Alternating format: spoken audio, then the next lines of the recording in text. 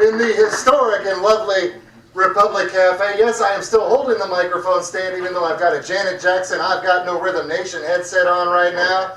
That's fine. That's fine. It's a fucking prop, just like your entire body's a prop. You guys, ask Josh Blue.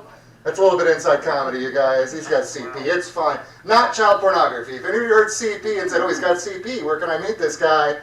Not child pornography. I know that shit's really popular right now with political types. I'm not into it myself, but I'm not that political. I'll tell you guys, I do have problems though. I do have problems. Anybody who like to play games? Who likes games? I like to play games. Love games. My family love games. The problem is, I think my dad's cheating at gay chicken. Nobody fucking wins that many times in a row, dude. Come on, man. My dad is a fucking cheater. It's really pissing me off. Also cheats at Monopoly, but I don't care. That game's way more boring than Gay Chicken, you guys. Try Gay Chicken, it's a lot of fun. It's a family game. Oh my god, I'm so sorry. I feel bad for myself right now, and you. You guys, oh yeah. This is something I learned recently.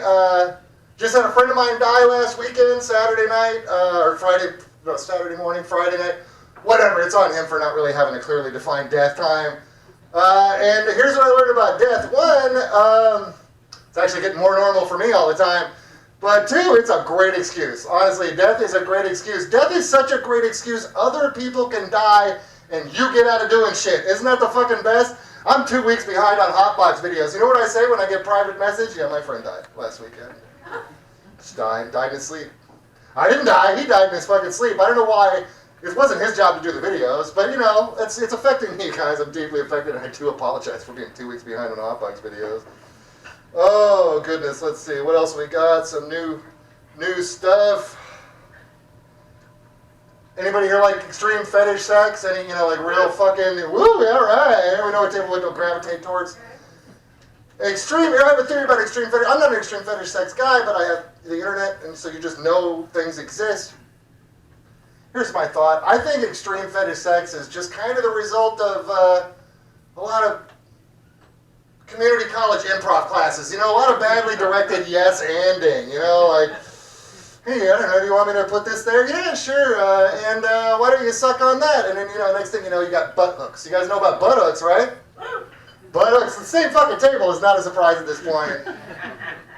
Butt hooks, and I'm really glad that I get to share. I actually wish I had better vision so I could see your faces as I educate you fabulous people about butt hooks. Butt hooks are, they really didn't do a good job of skewering the name. They're hooks that go in the butt. They're hooks that go in a butt. They're like they're just a big piece of metal that for pornographic, I don't know, pornographic. I've only seen pornographic people. I haven't experienced butt hooks. I've had some serial killer nightmares where butt hooks are involved, but it's not like this at all. And I don't know if there was like an escape problem in the pornographic industry or what was going on. All I know is that my only experience with hooks is from Bassmasters on the fishing channel. Bassmasters, and the experience is a little different, right? Because when they take the hook out of the fish on Bassmasters, and the guy just says nice things to the bass, he's petting the fish, he's like, oh, this little guy, he's real happy, he's going to go back home, this fish, and then they put him in the water. And on Kink.com, when they take the hook out of the lady, they just spit on her and call her a whore. So it's really nothing like the fish at all. I really thought that was funnier. I don't know. You guys, coming to the stage is somebody that I feel like I've lowered the bar sufficiently to make his job really easy. I should always begin with ending. That's my fucking lesson. I should always begin with leaving. You guys, coming to the stage, let's give it up for Mr. Mac Neal. Woo!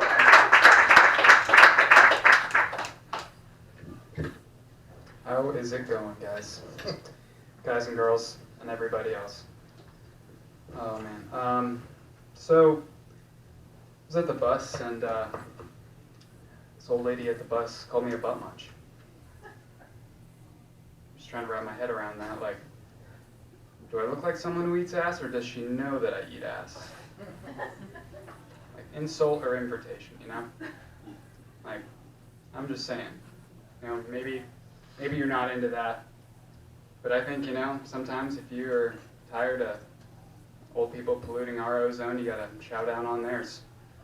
Give them some. Yeah, there we go. All right.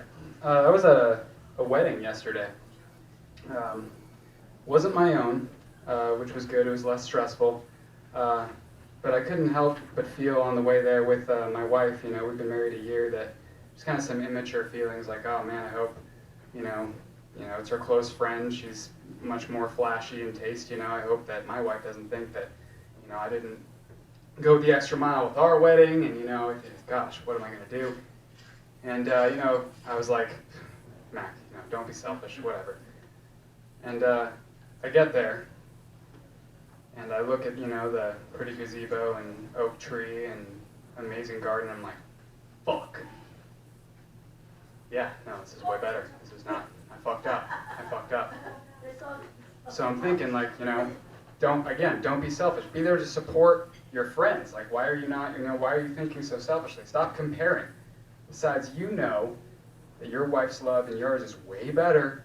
And when she walked down the aisle, look at you, you know, and you looked at her, you know, you gave her the look that, you know, let her know that everything was okay. And when this groom's bride walked down the aisle, he just started crying with tears of pure affection. I was like, you son of a bitch.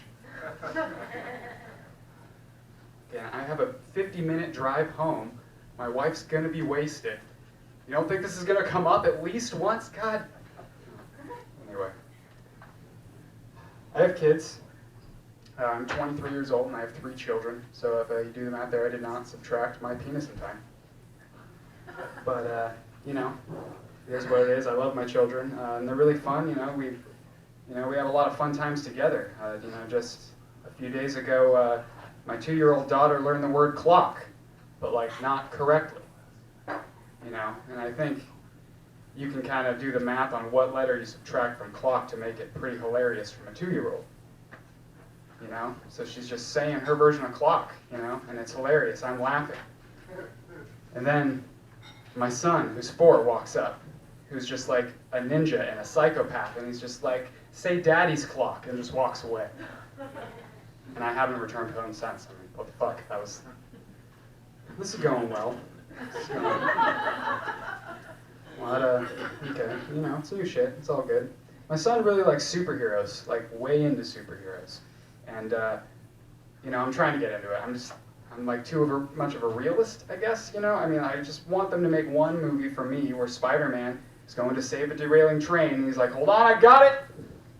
Oh, fuck!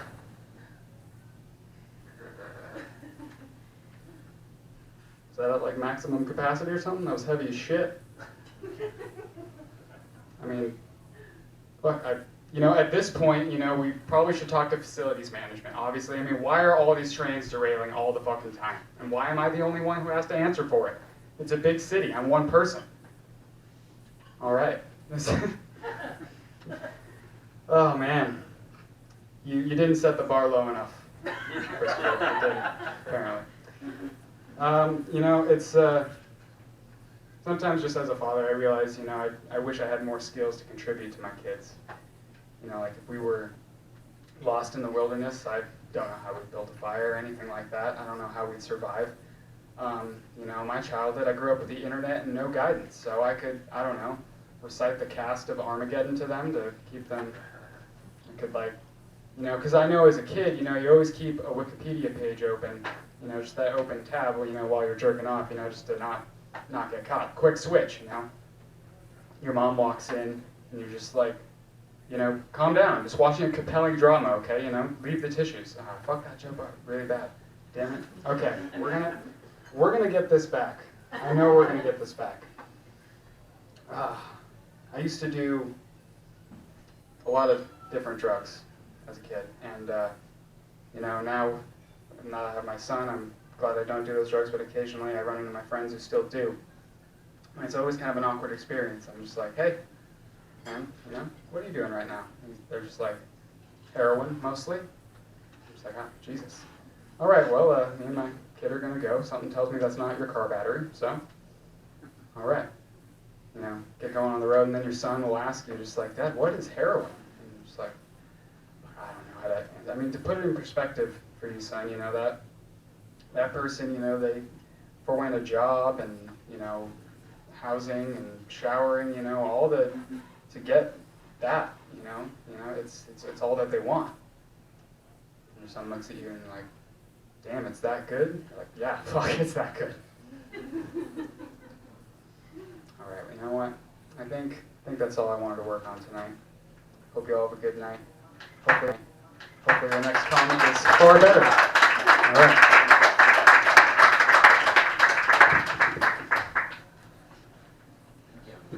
Thank you.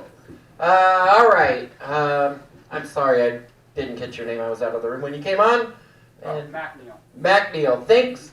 Give it up for MacNeil, everybody.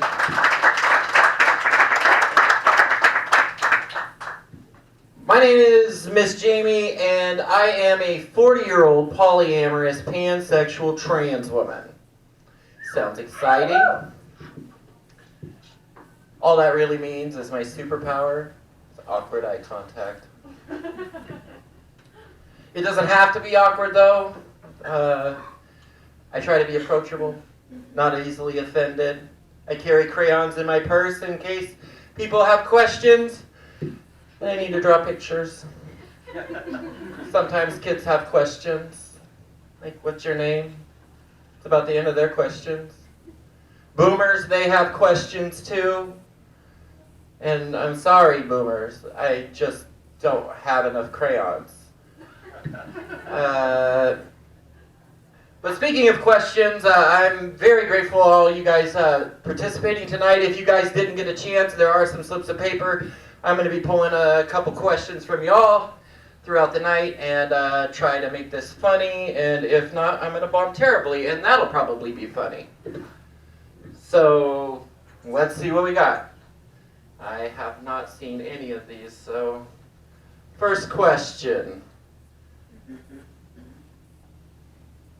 What, if anything, can or will piss you off about another trans person? Oh. Well, so many things. I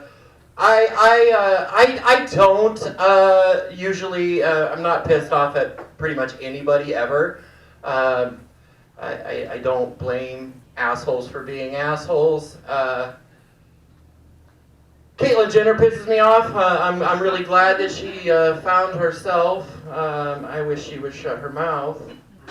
You know, I gave up driving a few years ago, and it stresses me out, and it gives me anxiety, and the bus gives me anxiety too, especially that white guy with the do-rag and the FUBU sweatsuit. But giving up driving, at least I'm not running the risk of killing somebody with my car, because I don't want to be lumped into another group with Caitlyn Jenner.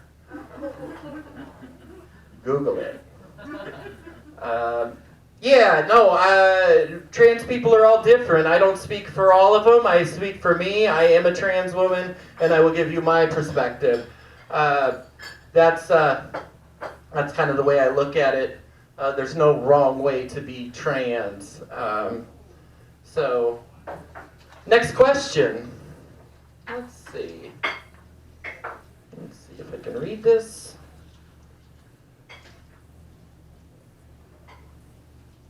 Where did the term drag queen come from? What is the preferred term? Drag queen, I'm not exactly sure where that originated. Somewhere 1970s, I think, New York. That is a different thing. Although I can be a bit of a queen, so says my husband. That's a completely different thing for me. I'm I'm just a cunt. That's all. I don't really give a fuck.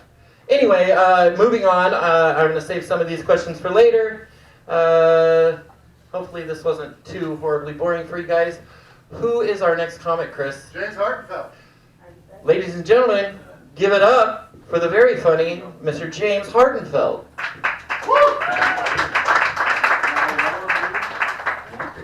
Oh my gosh, hooray, hooray.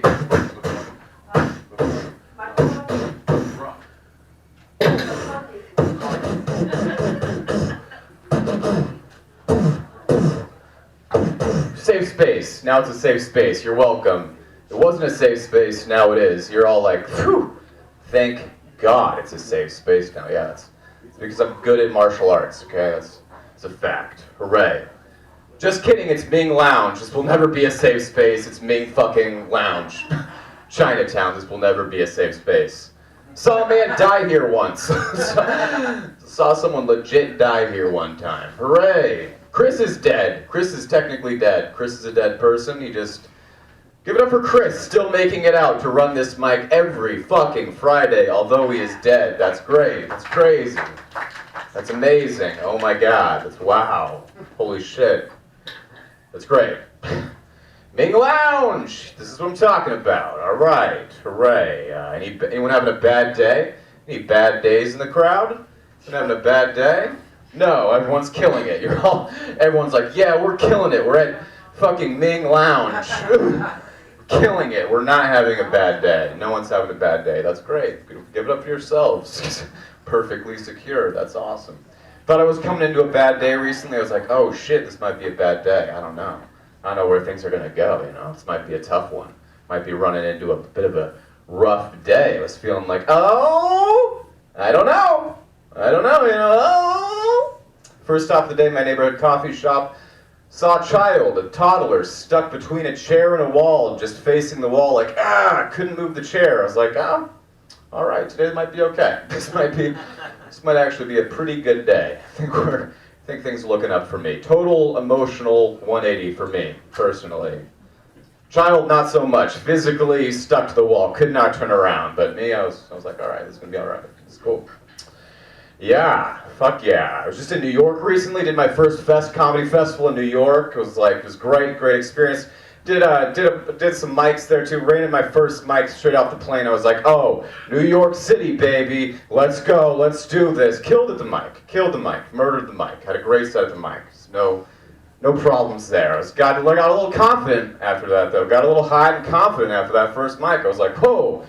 Coming into this first show, I think New York City is ready for this weird stuff. Ready for that Portland weird stuff, right? Let's get weird. I gotta stop air humping when I say this. But I'm working on that. It's good we have it on video. Me just trying to stop air humping. It's like they're ready. They're so ready for it. New York, though, they're like, our city's like 300 years older than your city. Like, our awkward teen phase ended in like the 1800s. Portland were like, keep Portland weird. New York, they're like, keep it together.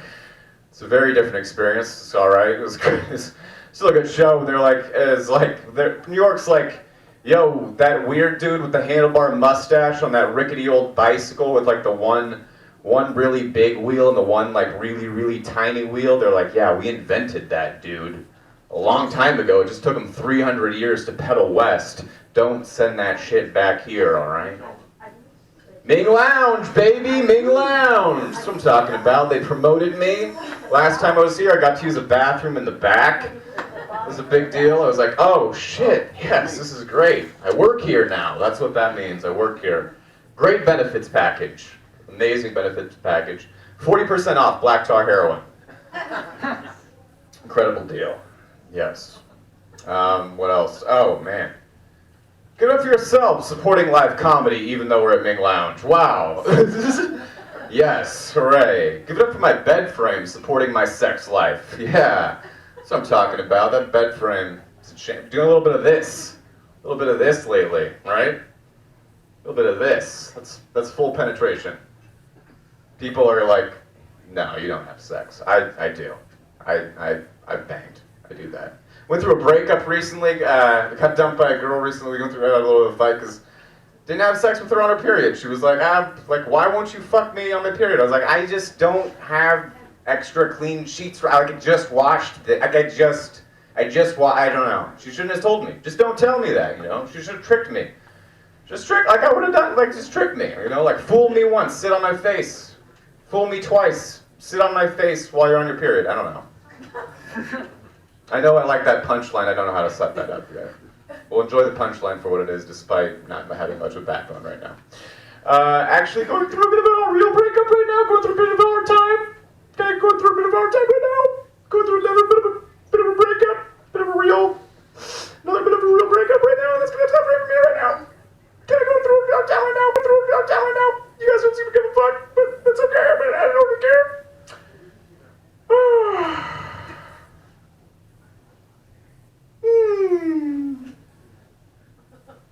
I'm very okay with this breakup because it was just so physical. It was just purely physical, you know, just purely physical. I was like, you know, like it was just very physical. Like I don't know, like my hands smelled like fish all the time.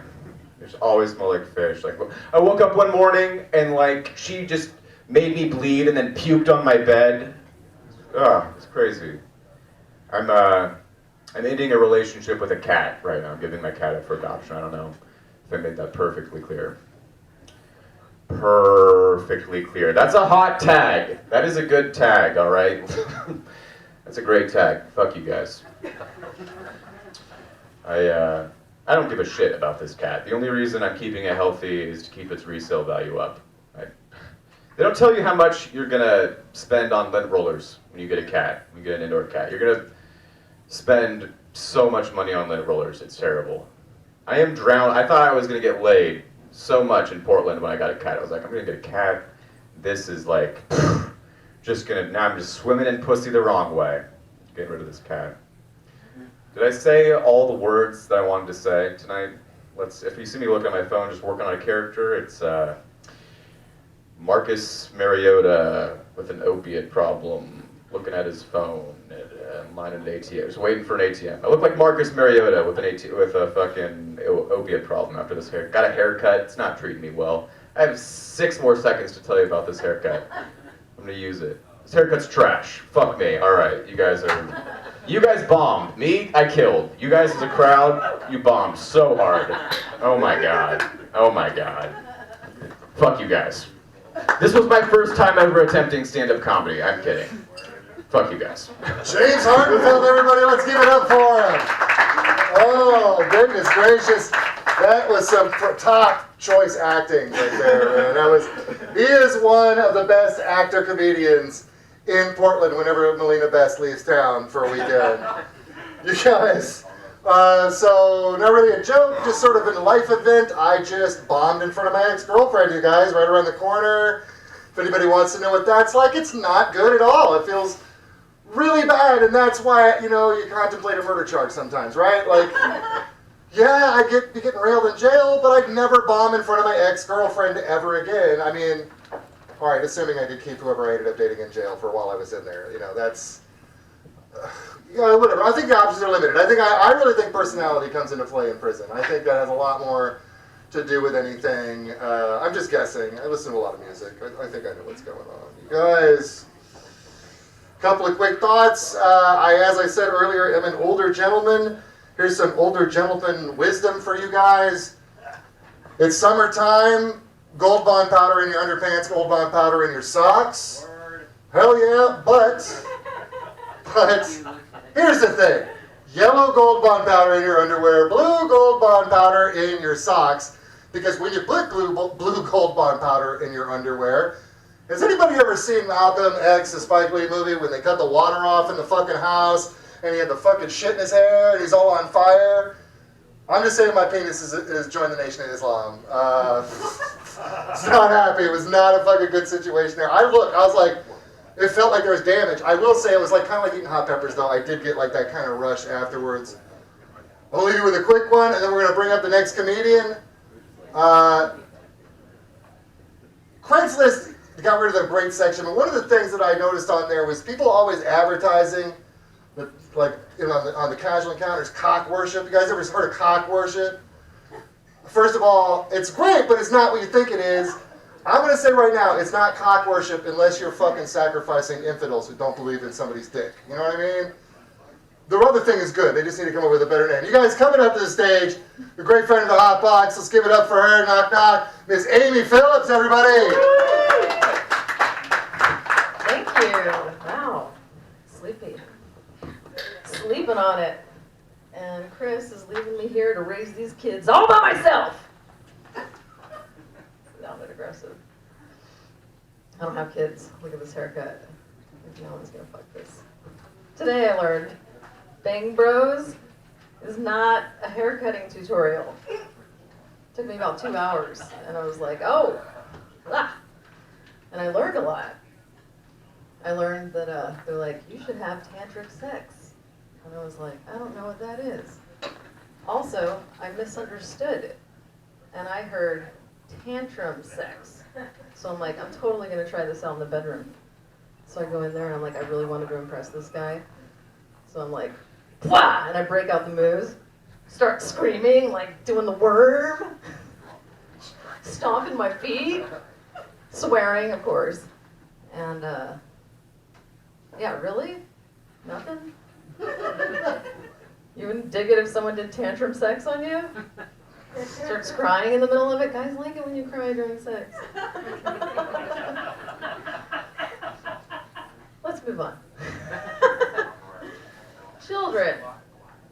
My 69, oh, sorry, fuck that one up. My 73-year-old mom said to me, 69. 69, what does that mean? What does that number mean? I've heard that number for years. And I was like, you don't know it? Oh God. Ugh. It took every ounce of self-restraint not to say, I'll tell you when you're older, because we don't know how long she has. So I was like, 69, all right, I'm telling you. I get like halfway done, don't even get to the clam jam. And she was like, why would you put that in your mouth? I was like, shit. Rent? Yeah, it's pretty rough. I always like to fuck with her. So for Mother's Day, I'm like, I give her a DVD of Mommy Dearest. If you haven't seen this movie, Joan Crawford is beating her child with wire hangers. No more wire hangers. And I'm like, too late. Like 7 years too late. That is not how you beat a child with a wire hanger. You do it like the rest of us. Wow. No abortion jokes either. All right, you guys like dating? Let's talk about dating. I love giving really bad Tinder advice to friends of mine. One of them was like, I can't find a date. Like, nobody's matching with me. It's not working. I'm like, give me your phone. And I look at it, and I was like, ooh. I'm like, no, we can totally solve this. We just, you just need conditioner, but not in your hair. Like, just kind of squirt it across your face and like, click. Whoosh. Guaranteed results. I also was like, how honest do I be with her? Where she's like, no one ever dates me more than once, if ever. I was like, okay, well, stop making kimchi at home. And she's like, I'm like, your house smells like no dates. Like she opens that cargo bay door, and these guys are like, turns into a lawn ornament. All right, we have 3 minutes, and I'm gonna use every single one of them, even if none of you are laughing. Let's talk about dirty talk and dating. I was dating someone who had not ever been allowed to have dirty talk. So we're in the middle of it, and, we're playing cards like, blah, blah, blah. And he's like, can I talk dirty? And I was like, yeah, you can talk dirty. And he was like, seriously? And his head turned into like a Pez dispenser. He was like, ah! And I was like, yeah, let it rip. And I did not expect this like swear-nado that came at me, like all sentence structure, abandoned. Every participle, dangled. It was just like I was caught up in this whirlwind of like, just directional and pussy and cunt and directions and things were going places and blah. And then he stopped and it was silent and I'm like, oh fuck, I'm supposed to participate in this. Shit, and I don't know what I'm doing. So I was like, oh, So I just started like, saying things. I'm like, I need to practice. And where the fuck do you practice dirty talk? I like to go to a dog park. I like run in there. I don't have a dog. I just go to the dog park and I'm like, get over here, you fucking bitches. I start yelling at them. Ass to mouth, ass to mouth. Not every dog. Some dogs. Only the good boys get ass to mouth. I know. Or like shove my panties in their mouth. Their owners really like that one. I'm like, you're a trinket. Yeah, let's see. How about we talk about some tampons? You know what? It feels really good to bomb this hard. This is like luscious. I'm kind of like, I tried to give a friend a tampon. This is a legitimate story. I slid it across the table and I was like, hey, here's a Playtex Sport. You should totally try this. And she's like, no thanks, I'm good. And I slid it back across the table. I'm like, no, really, they're really great tampons. They're shorter, they're sport. And I've given like the top 10 reasons of why she needs to do this. And she passes it back to me. No thanks, I'm good. I just went to Costco. I have a lifetime supply. I was like, oh, god damn it. We go back and forth. This was really fun for me, trying to like really sell her on this. And I'm walking to my car with my tampon that's like, you're a fucking terrible wingman. I'm like, I know, I'm trying to get in there. So I get to my car and I'm like, that is the rapiest thing I've ever done to a girl. Where I was like, I'm not taking no for an answer. I'm saying what I have needs to go in your vagina and that you should participate. Totally blocking. All right, 42 seconds. What do we got?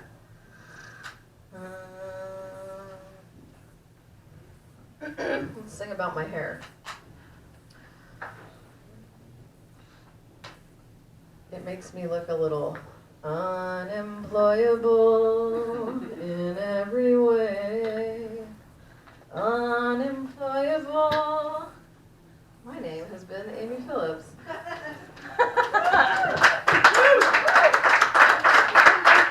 Give it up for Amy, everybody. All right, here we go. Round 2. Let's see. What is the question? What kind of underwear do you wear?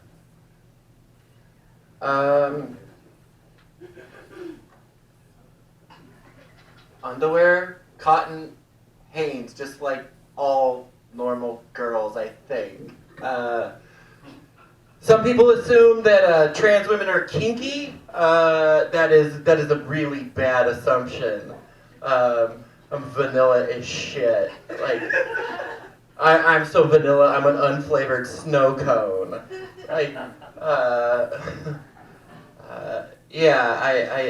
not into fancy panties.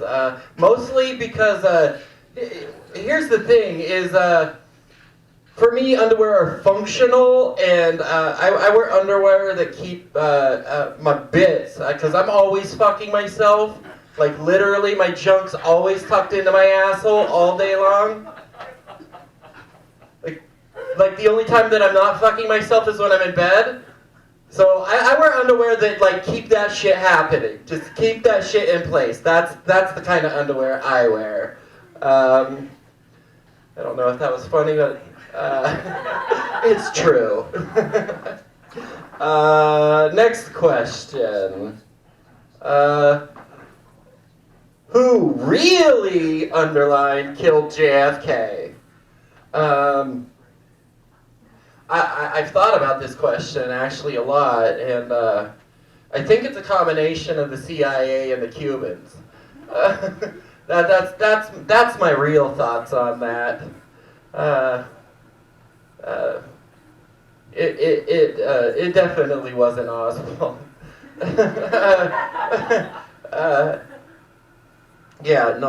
Important people wanted him to die.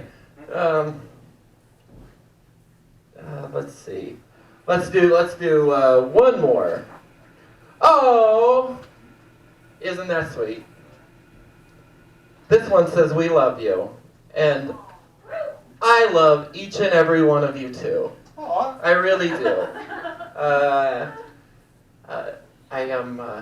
I'm feeling like this isn't going as well as I thought, or I'm not being as funny as I thought. But I do really appreciate all of you giving me the opportunity to test this little bit out. Are you guys ready for your next comic? Yeah! All right. Ladies and gentlemen, coming to the mic, Miss Ariana Bradford.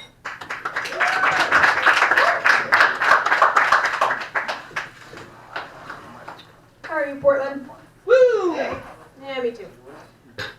I'm gonna put this in the most dainty way I know how. I had to shit really badly on the way to Seattle recently. Yeah, that's right. We're starting with a poop story. Sorry. So I was on I-5 on the way to Seattle, and we all know that I-5 exists to just fuck up your day. And it didn't start with like, you know, everybody's got like that little, that's not how it started. It's like Scarface took over, my stomach was like, shit now! And I was like, I can't, I'm on I-5, and for some reason my GPS is showing me that I'm getting farther away, even though I'm driving closer to where I need to get to, and I would really like to get there. And then traffic came to a standstill. And I'm like, I can't do this anymore. I've been holding it for about an hour. So I pulled off, and I get to downtown Seattle, and I do the worst parking job ever. Jump out, get into the Starbucks that's right next to the car, and I realized in that moment that I had forgotten that Washington does not do public bathrooms. So you're probably saying at this point, Ariana, why didn't you just order a coffee and then ask them to use the bathroom? And my answer to that is, good question. Anyway, so then I went ahead and I turned around and I left. And I ran to the Bartell's Drugs that was down the street. I was like, you know what, they deal with sick people. They'll take pity on me. And at this point, I feel like I wasn't even really making sentences anymore. I was just kind of like, where? Bathroom. And the guy's like, you know, we can't do that, but there is a medical building right down the street. Doors are open. Try to go in there. It's closed. It's a Saturday, but the doors are still open. Went in there. Of course, it looks like the fucking zombie apocalypse. Nobody's there to help me. And I actually had a moment where I started wondering if it was really all that bad if I shat myself. And you never really understand how much control you've lost over life and how you really just don't control anything until you are sitting there questioning whether or not you can pass off a pant full of shit. But anyway, I shook it out and I was like, no, that's okay. So I ran out and I just see this guy walking down the street across the street from me, and I'm like, no, whatever, forget it. I'm just gonna go talk to him. Run up and I'm like, excuse me, do you know where I could use the bathroom? Father? Because he was a Catholic priest, because of course he was, and he's like holding his Bible up in between me and him, and he's like, you know, Father O'Malley's, I don't know if his name is Father O'Malley, I just feel like all priests should be named Father O'Malley, but he's holding up the Bible, and he's like, I mean, I work at the church down the street, do you want to just go there? And I'm like, yeah, okay. So we're walking together, and it's a super awkward walk, partially because at this point I have my cheeks pressed together, and I'm kind of doing this, and second off because he wouldn't quit asking me questions about myself. Like, he kept asking me why I was in town, why I needed to use the bathroom, which was like a weird question. And then he also asked me what my religious affiliation was. And, I mean, I'm Catholic. I was raised Catholic. I'm no longer practicing. Really good at the guilt, though. And I started actually feeling kind of guilty because I felt like this dude was under the impression that he was helping me to go to the church to take, like, a dainty pee. And I actually was looking for a place to literally shit bomb. So he was kind of like, all right, here's the church, and I'm like, all right, cool. Run into the bathroom, and there is an elderly parishioner washing her hands. We'll call her Ethel. And Ethel greets me with, happy day, and I'm like, no, and I just run in, slam the door, sit down, not a moment too soon. I am seeing sounds, and I think I might have blacked out, pretty sure that my ass sounded like a tuba full of water, and I'm just sitting there like, oh my god, this is the worst thing ever, and like my eyes are running, my nose is running, and I'm starting to sniff, and then I hear a voice outside of my stall. Do you have allergies? The fuck, Ethel? Who hangs out after you you hear something like that? Like, obviously, I am, like, dealing with something right now, okay? Just let me, I'm trying to stop my soul from coming out of my colon. Leave me to diarrhea in peace. Leave me with my shame. But I'm not allowed to say that, because she's old. And I'm also trying to hold on to my dignity. Oh well. And so I'm like, yeah, sure, whatever. And I'm thinking that if I say yes, it's allergies, she'll leave, and instead she decides to regale me with her family's entire medical history. In case you were wondering, her daughter still hasn't found any medication that works. Her husband is allergic to cherry blossoms, and I think he also has genital herpes or hepatitis, or I don't know, I wasn't listening because I was busy trying to take a shit. So, anyway, I decide I'm just like gonna go ahead and start talking over her while she's talking because I'm hoping she'll figure it out. So I'm like, okay, over. She figures it out. She's like, all right, well, I'm gonna go find my car now. And I hear her footsteps leaving, and I'm like, oh my god. And I just kind of slump over, and I hit this stupid euphoria where I'm like, I cannot believe I made it. And I just start saying stupid shit to myself. I'm like, I shot the roof off the house of the Lord. that was literal hellfire. Can't believe I made it. Opened my stall door, and Ethel's still standing there. And her eyes are wide, and her face is nothing but disappointment. And in those moments, you can do one of two things. You can either act like an adult and just be like, yeah, whatever, Ethel, nut up, everybody shits, wash your hands, walk out. That's not what I did. I went ahead and I decided to try to be friendly with her. And in case you're wondering, no, that is not what you're supposed to do in that situation. But I tried, and the only thing I could think to say in that moment was, happy day! Which is not what worked. She ran out, she left, and some say she still sang the rosary for me. To this day, I'm going to hell. Thank you very much. My name is Ariana Bradford. You guys have been great. All right, you guys, let's keep it going for Ariana Bradford. Yeah. Awesome. And you know what I really like is that she went stereotypical Irish instead of stereotypical pedophile with that priest, and I respect the fucking game, especially in this day and age, man. Pedophilia is in the air, and that's not just because they have a few people in this room who are not allowed to go anywhere near schools. You're back there, right, Josh? How you doing, buddy? So earlier last week, about 10 days ago, I had come on through. You're good. Come on. I had some old people shit happen in my life. You guys are cool. It's cool. I had some old people shit happen in my life. I had a boo-boo in my leg, and then I got concerned about it, you know. And of course, I went on the internet and I found out. Of course, I thought I was going to die. The only time I ever seen it on television is when House is treating it. So you have to die before you get better. We all know how House works. And then I had it happen again in my other leg, like last week. So I was like, oh, you know, I'll start taking it seriously. But I made a mistake of telling my Gentile friends, my non-Jewish friends, that I had a health crisis. And all of a sudden, these friends who, you know, oh, I miss you, I haven't seen you, I'm gonna come on, we're gonna hang out, blah blah blah. You know, Tyler fucking messaged me. I'm gonna do the mic. And here's the problem. This is why Jews don't respond well to that kind of attention. The only time you fucking Gentile people ever notice is when there's about 3 million of us getting ready to die real fucking fast, followed by another 3 over a long period of time. So when I say, you know, I'm hurting, just fucking let me hurt. It's fine. Because I swear to God, if you go along with it, it's like I must really be in trouble if these Gentiles are fucking caring. But one of the most caring Gentiles I know is about to come up to the stage. She's one of my buddies. She's like, she's my sister. She's my sister and I love her a lot. I might cry a little bit. Don't cry. I'm trying to make her cry. That'd be fucking hilarious. She would be so mad at me if I did that. Yeah. I'll put on like some Anthony Hegarty, that fucking Boy George ballad I tried to get you to listen to the other day. That's right. Anthony Johnson's and Boy George. Just fucking look it up. You'll cry.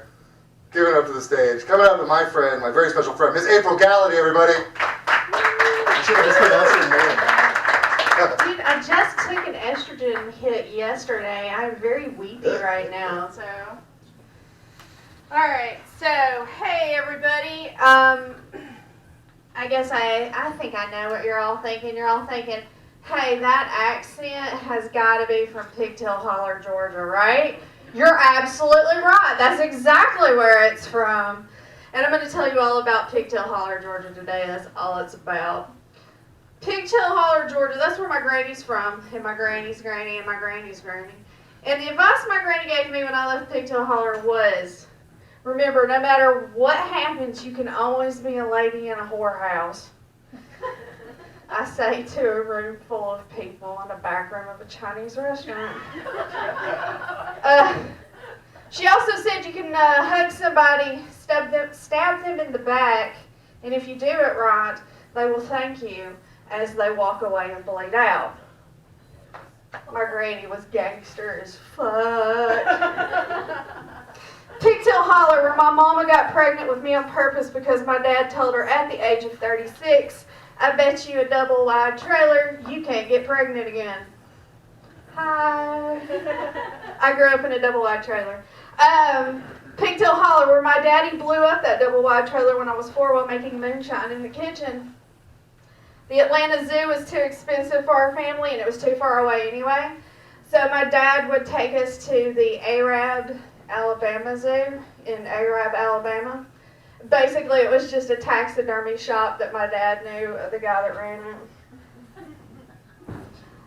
Pigtail Holler, the city where the lights go down in Georgia means the women folk have decided that the men have gotten too handsy with the children. Ooh, too dark, huh? Yeah, okay. You like this one. Pigtail Holler, where my uncle committed suicide the night that he beat the shit out of my aunt. He felt really bad about it. He did. He shot himself twice in the chest. My uncle, the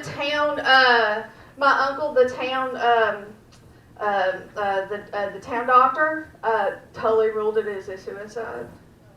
And my mama's best friend's aunt was the lady who ran the hospital, and she was the sheriff's wife, and the sheriff ruled it as an accident as well. It's terrible. It's how those things go in those little small towns.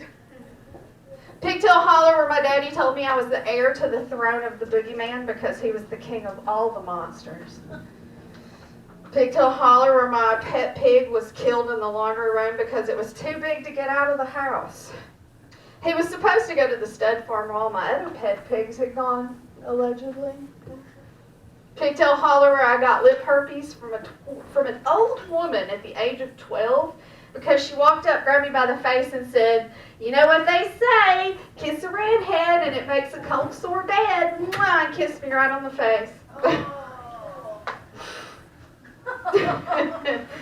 Pigtail Holler, where my neighbor's 2 albino German shepherds mauled me. My dad delivered the ER bill to them on stapled to 2 white dog pelts. Pigtail Holler, where my mom drugged my stepdad at night while mixing Xanax into his heart meds so that he wouldn't mess with me while she worked her shift at the cotton mill. Pigtail Holler is a dark place. I've started to realize this, yeah. Alright, well, despite what my accent may sound like, the only migrations I really worry about are my tits and how far south they're going to migrate this year. That's about it. My birthday is 4/20. Most people know 3 things about that. It's weed, Hitler's birthday, and Columbine. And some days when I smoke a bowl and I slip into a really nice trench coat, I feel like taking over Poland, you know? It's just, no. You know, you can only wake up so many times in Poland in a tank and they'll take your visa away. It happens every time. You know what? NASA published a highly regarded blurry picture of a black hole. I posted a crystal clear picture of my black hole and got booted off Facebook. It is not fair. It's not fair at all. Let's see. Young male comedians think that they're the only ones that could come up here and talk about their dicks. I am a middle-aged woman, and I promise you I could do it too because all I ever think about is their dicks. It's just like this. Let's see. When I was a teenager, I was about 14. I had a really cute little deaf boy walk up to me. He took my hand and he wrote, "You're pretty," like 1 letter at a time in the palm of my hand. And then he took my hand and he placed it very gently on his erect cock in his jeans. We dated for about a year. It was really nice. I was at Subway Sandwich the other day, and you know how you order your sandwich, you know, and then you have to move down the line?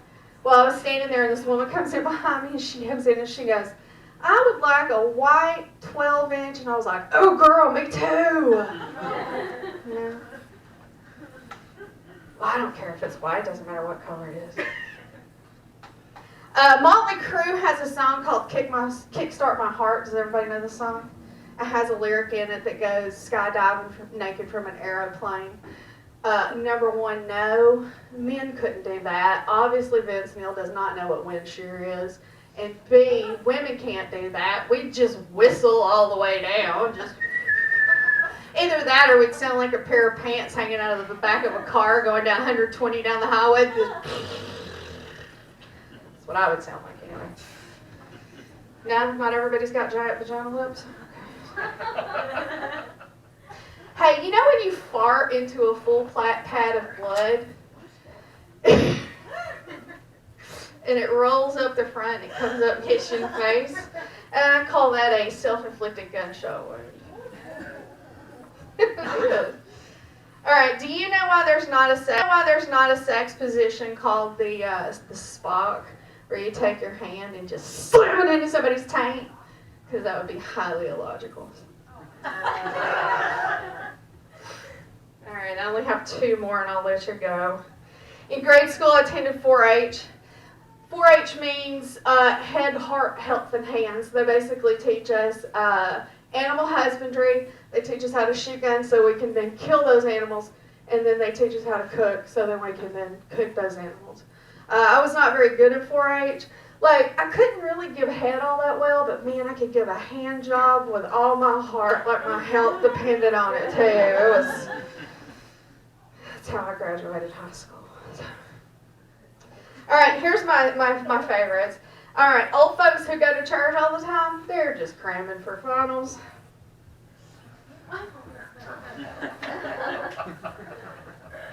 Estate sales are just the modern version of tomb raiding. They're just early archaeologists. And finally, the Ouija board is the afterlife version of texting. Thank you. My name's April Gallaty.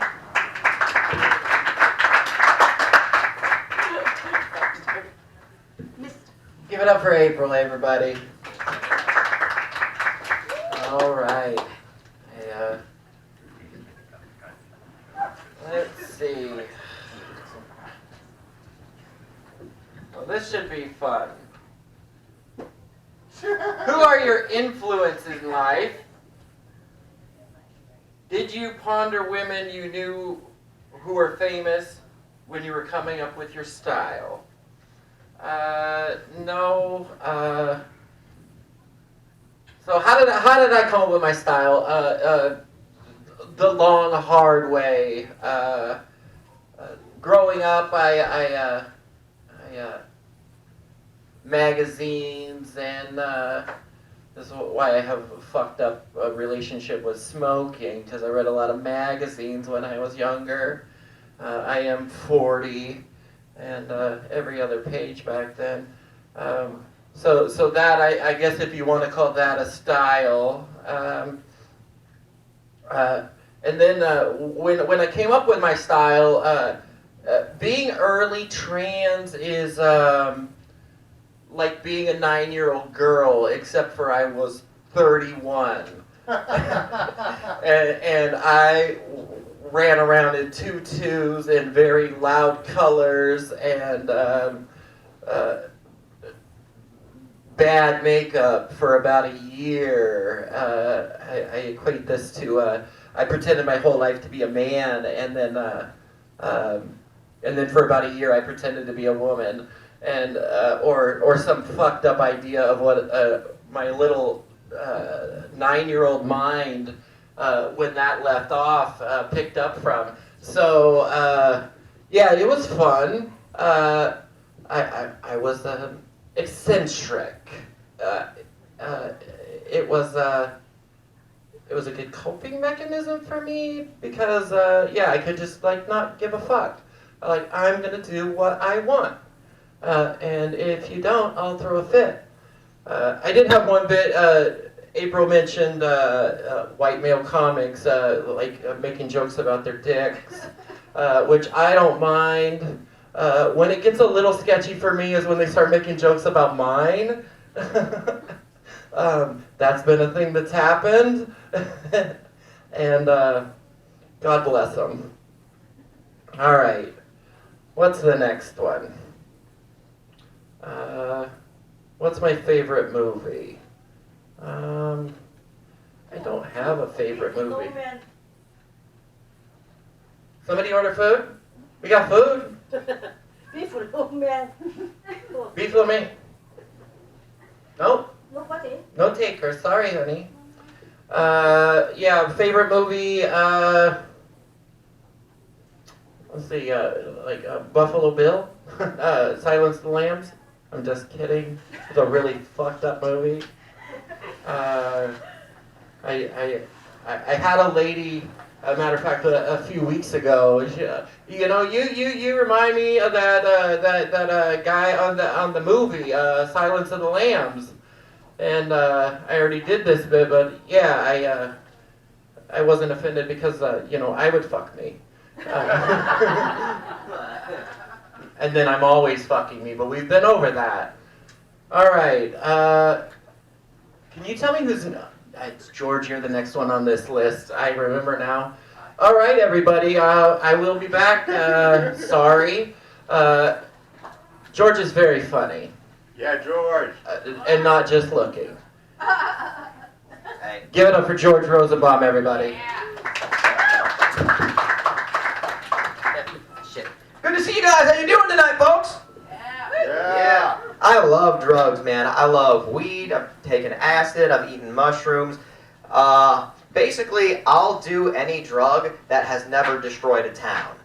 That's my rule. And if your town's been destroyed by weed, you're a town of fucking pussies and you deserve to die. Am I the only one who thinks this? Am I? Oh man, ever since that skunk weed rolled into town, this community just hasn't been the same anymore. Little Jimmy has been skipping school. Like, dry erase markers have destroyed more communities and civilizations than weed ever has. There are some towns that can't handle weed, though. One of those towns is Hillsboro. Hillsboro can't handle weed. Hillsboro can't handle sponge cake. Do you want to know what it sounds like when you cross the street in Hillsboro?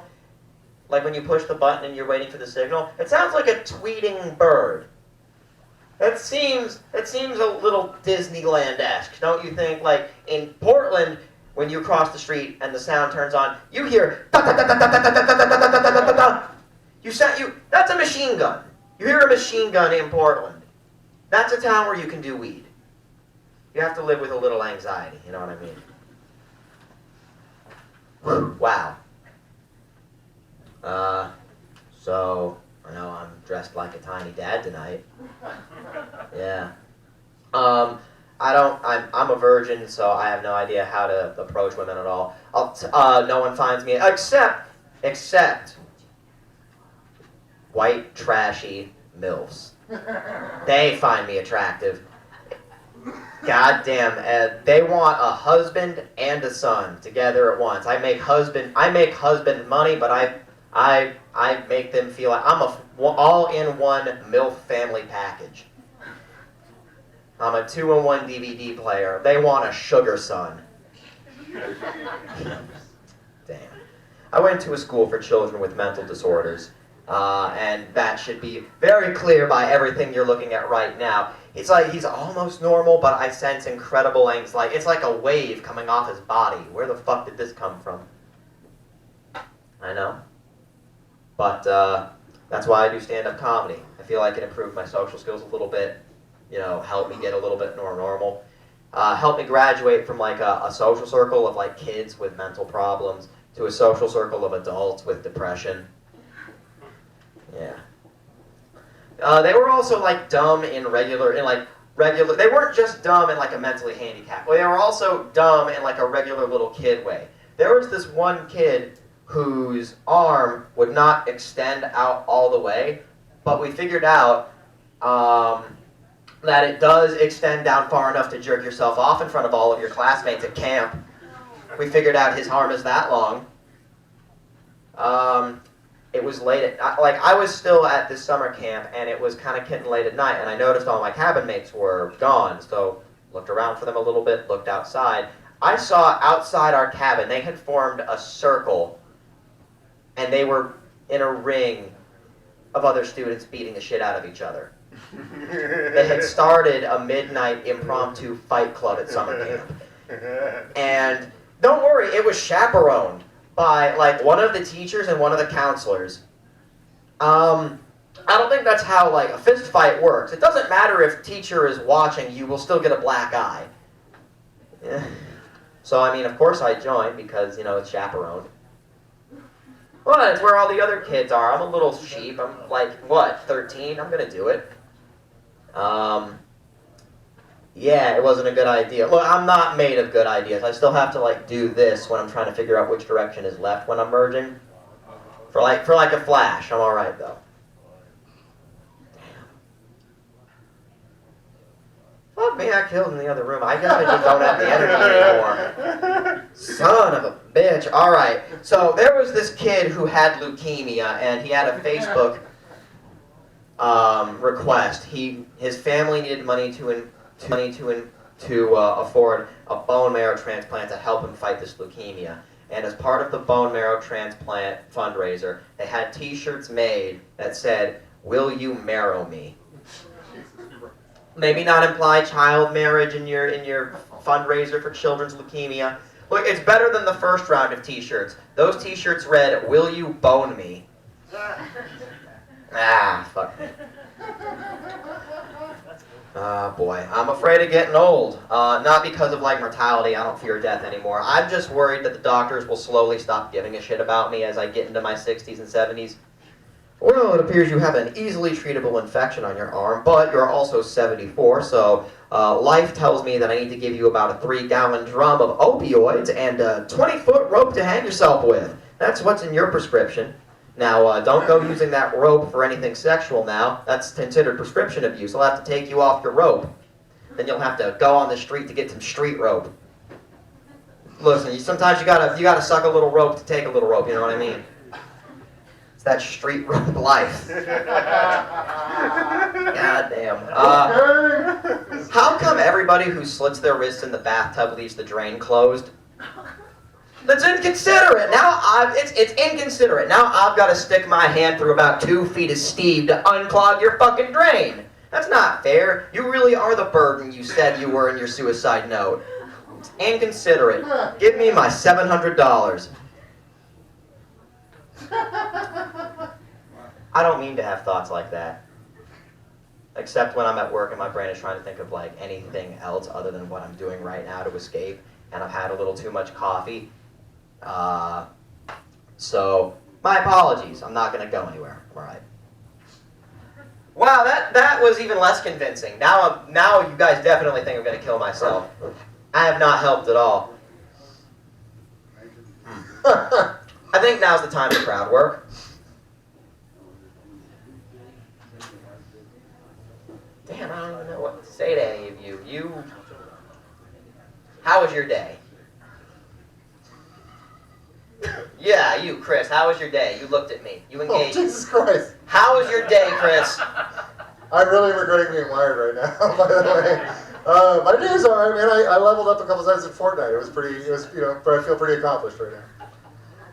Awesome. I bought about 10 pounds of pulled pork.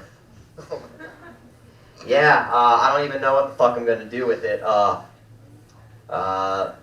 The grocery outlet's been weird lately. I've been George Rosenbaum. Goodbye, guys. Let's hear it for George Rosenbaum, everybody. Incredible crowd work. That was incredible. Thank you so much, George. I was actually feeling really bad about seeing my ex earlier. Now I feel bad about your shit instead of mine, so that's really good. You guys, every once in a while we have to take a break for sponsors in here. That's what we deal with. It's our sponsorship package. You know what I'm talking about. A little bit of service. How you doing, Frank? This episode of HotBox is brought to you by Porn for Kids. Porn for Kids, because why the fuck not? We hate God and stuff, right? Porn for Kids. Because nobody wants to be with somebody who has no experience, but it's kind of sad to be with somebody who's got too much experience. So, Porn for Kids. You don't want them seeing the too extreme stuff, do you? Porn for Kids. The 4 is like the grade school 4, and the K is backwards. Porn for Kids. Find it online on a secure browser or a friend's computer. Porn for Kids. You guys come into the stage. All right, we got to come in here. Before I bring up our next comedian, just a quick reminder, because I feel like that sympathy boost I got earlier by mentioning that my friend died last week, it's kind of fading right now. So once again, I want to mention I had a friend die last week. And here's the thing, my buddy says sit there, because there's a memorial August 3rd, I think. I better get that right. Did I need to bring you a casserole? I'll accept a casserole. I don't say no to casserole. There's a memorial, and my friend said, knowing me, because the guy was not a comic, Micah was not a comedian. But he said, are you going to do jokes at Micah's funeral? Because his family doesn't know you. And I was like, well, I'm not really worried that there's going to be like a part 2. I mean, what are they going to do, not invite me to the second one? So yeah, I'm going to do jokes at Micah's fucking funeral. I fucking kill at funerals, you guys. My grandfather's memorial, literal tears. It was incredible. It was fucking great. It was great. There's people I haven't seen and won't see for years there. It was great. You guys, coming to the stage is somebody who's new to the HotBox. I am really excited to see this comedian. He fucking was lighting it up. This is how you do it, man. You fucking get multiple rounds in a night. You fucking get strong. Let's give it up, you guys, for Mr. Kelly Kell, everybody! Thank you, friend. Hey, listen up, everybody. I got something to tell you. Nothing. No, for real. I went on a blind date one time. I would never, ever, ever do that again. Because, back in the day when you go on blind dates, it was like, oh, okay, it's all right. And so she was like, call me at 4 o'clock. So I called her at 4 o'clock. And she answered the phone, and she's like, I said, what the hell is going on? She said, I had to run the stairs, so I needed you to call me at 4 o'clock. So that evening I showed up. It was only 3 stairs. So I went inside, right, and I'm north. How you doing? And she opened the door. And I was like, I don't even see nobody. And then she jumped out. Ta-ding! She said, you still want to go? And she's like, 400 pounds. I was like, oh, shit. There's no lie. I can't make this up. So then I said, yeah, all right, let's go. And then we went. And she said, are you sure you want to go? I said, no, actually, I don't. No, it's all good, though. Bronco riding. What was that? Bronco. Talking about the Bronco. Oh, wait a minute. That's funny. Because any bunker riders in here? Anybody that ride cowboy? Any cowboys? Anybody that run horses? I'm gonna tell you, you can become a bronco rider overnight. Right now, tonight, you could be. I'm gonna tell you how you do it. You're like, how the fuck I'm gonna do that? This is what you do. When y'all at home, y'all getting busy and everything. You start hitting it from the back, right? You gotta grab her down like this. You gotta grab her on the stomach. Relax. And you gotta grab her on the breast. And you're hitting it, right? You're hitting it, and you're hitting it. Your girlfriend's name is Stephanie, right? Call her Michelle. Hey, Michelle. She was like, hey, if you hang on for 8 seconds, you win.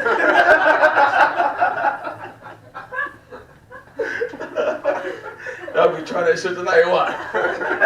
Because I'm ready to go to Bronco ride. Don't call me Michelle, motherfucker. The white man, black man. Oh my gosh. This is funny shit right here. Pay attention, guys. There's a white man, black man, and Chinese man. I think I told this joke one time before. White guy, he always this is the smartest guy in the world. He's like, well, all right, we doing this. Black guy and Chinese guy, like, okay, we know we average. Well, they end up doing some bad shit and they end up dying and go to hell. So now they in hell. Now they're dealing with the devil. So now the devil said, look, I got this golden toilet right here. And if you can take your shit on this golden toilet without grunting, I'll let you go back up to heaven, or back up to earth, right? So guess who goes first? The white guy. He's like, who? Who ain't nobody else in this motherfucker? Oh, who you too? I don't know if you're white, but I'm saying. But anyway, so the white guy, he's sitting on the toilet, he's like sitting on the golden toilet, and the devil said, he fed him some food. Remember, you can't grunt. If you grunt, you die. So who wants to grunt? So the white guy, He's hanging there. 15 minutes go by, 20 minutes go by. Plop. Guess what happens? White guy dies. He goes to hell. Right? That's the part of the joke. Come on, listen. Pay attention, y'all. So, Chinese guy, oh, you know, we can hang on for a long time. We can do this for a long time. We can do this. We can hang on a long time. So the Chinese guy, he in there, he's like, oh, yeah, shit, okay, all right. He's sitting, going toilet, same thing. He's hanging on hour and a half. I'm like, God damn, this dude's hanging on for a long time. Yeah.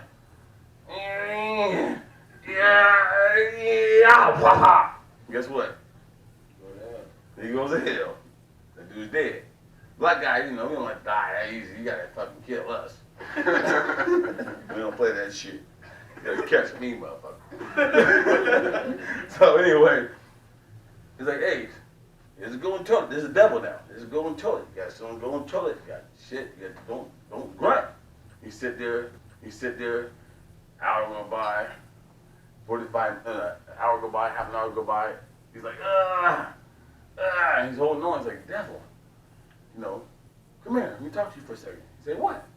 He said, you see that airplane up there? He said, what airplane? He said, the one way up there. I think of shit. You know what I'm saying? And they got these police officers. Any police officers in here? Yeah. Man, these police officers, man. You ever been arrested? I'm not saying I have, but some of y'all might have. You know, just in case. Police officers, there's one that you don't want to be checked out with. The first one, you always check all your gear and make sure you just lock bags up and you put all your stuff in there. Next thing you know, you got to go to another police officer. He's behind a curtain.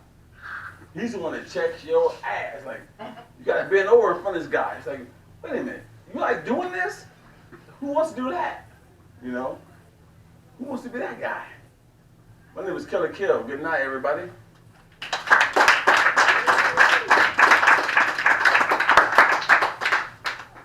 Give it up for Kelly Kell, everybody. Great shit. Go Kill. I want to do some of the other jokes. I missed them, man. I apologize. I'm a hot fucking mess tonight. I missed them. All right. All right. Round 4 or 5, whatever. Do people respect Rachel Dolezal? I guess, do trans people respect Rachel Dolezal? I don't have an opinion. I don't. I guess I do have an opinion. I don't. I don't think that's a thing. And I don't find this very funny. So, I'm going to skip that one. This is going to be my last question, and then you guys will be relieved from this. Did your taste in food change after your transition? Yes. I like pickles. Like, I love pickles. I used to really like sweet shit. I don't anymore. I'm all about that pickle now. All about it. Just not mine. Just not mine.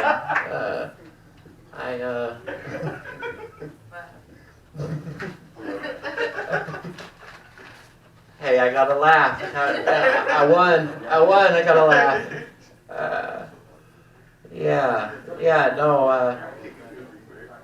I'm gonna thank you guys for bearing with me through this. This is the first time I've tried to try out this concept, and probably try it again. Maybe adjust a few things. Are you guys ready for your next comic? All right. Give it up for Mr. Kyle Clausen, everybody.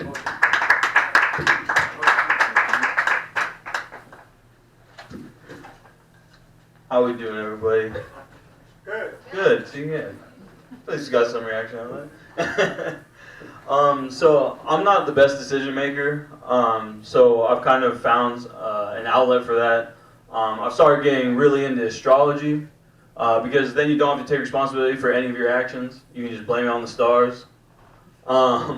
So it's like, yeah, sorry I was late. The stars weren't aligned, or sorry I accidentally took a shit on grandma at the family reunion. It's just the stars different. I'm a Gemini. What can I say? It's all that happens, man. It's just how it be. Yeah, but I got so into it that like I downloaded an app that tells me my star fortune. I guess it's like a horoscope or some shit. But yeah, it just straight up attacks you. I guess it does not have the best advice, is what I've learned over the last month of having it. It pretty much just says stuff like, yeah, don't leave the house. No one wants to see you. Which is fair, I guess, valid. But yeah, that's every day. It just says different versions of don't talk to anyone. No one wants to hear what you have to say. Which we're just going to try to prove that point tonight, right? If I bomb, it's because of the stars. It wasn't me. It made me do it.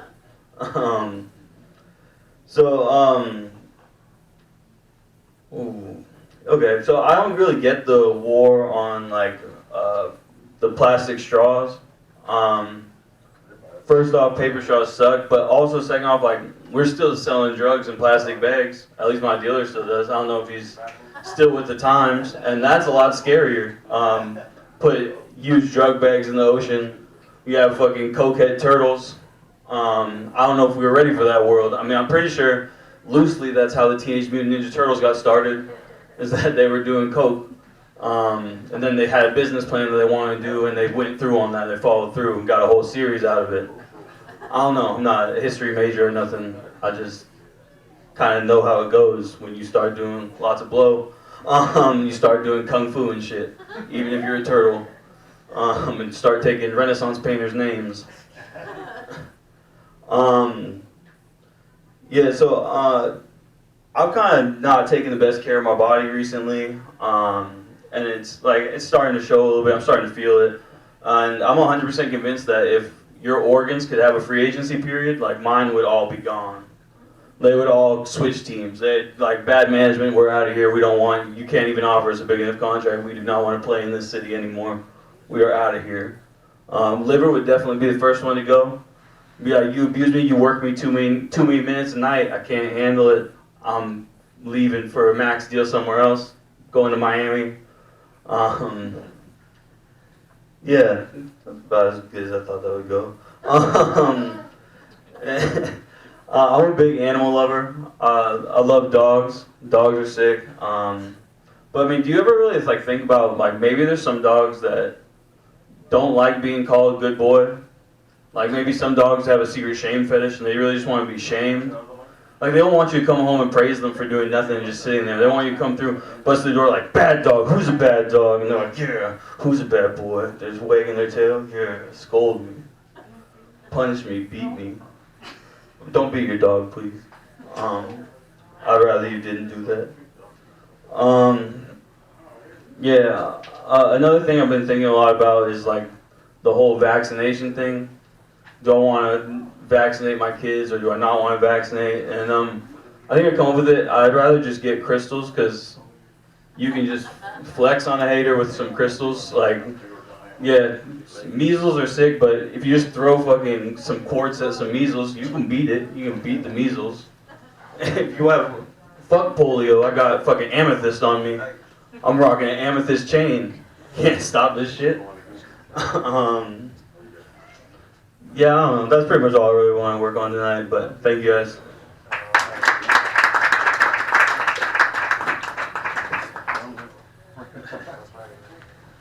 Let's keep it going for Kyle Clausen, everybody. Oh my goodness, you guys. You ever have that thing where you just run around and forget what you're doing, and then you come back in the room and you're like, oh yeah, I host stand-up comedy. I'm supposed to be doing this. And now my microphone stands all wobbly. There we go.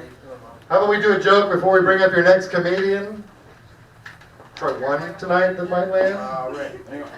Let's see. Yeah. Sorry. That's beautiful. You guys, a lot of people are very concerned with restructuring society. How are we going to do it? Audre Lorde said you cannot tear down the master's house with the master's tools. And what that means, of course, is you can't use oppression to eliminate oppression. But what I choose to interpret it as is, okay, I don't want to tear down his house. I want to crush his fucking head and move into his house. And I'm pretty sure with that fucking drill that he leaves sitting around all the time, he keeps blaming me for losing, that'll do the job. So what I'm saying is, okay, you can't eliminate oppression with oppression. You can crush your little fucking wop boss's head with a hammer and fucking move into his house, is what I'm saying.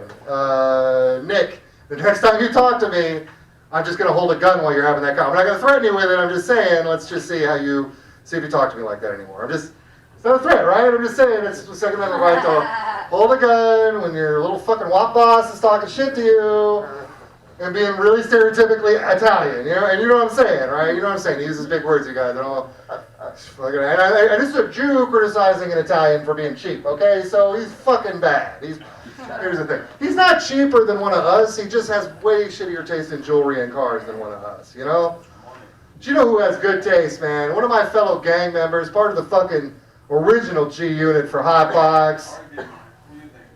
He's part of Rope Gang. Rope Gang. Let's give it up for my man, Nuestra Familia's own, Kevin Perez, everybody.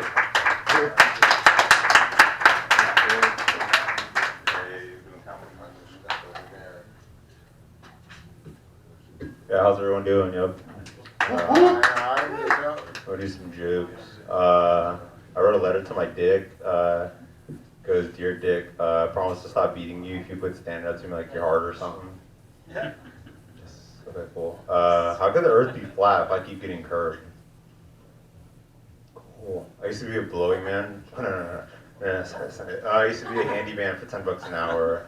Now I'm a blowing man for $20 an hour. Rock on. I can't trust anybody that works at Lids. I can't trust a man that makes his living off capping. Cool. If you guys were like 20, that would be such a funny joke. That'd be hilarious if you were 20. Too bad you're not 20. You guys ever fuck a hot 20-year-old and it turns out to be two 10-year-olds in a trench coat? Cool.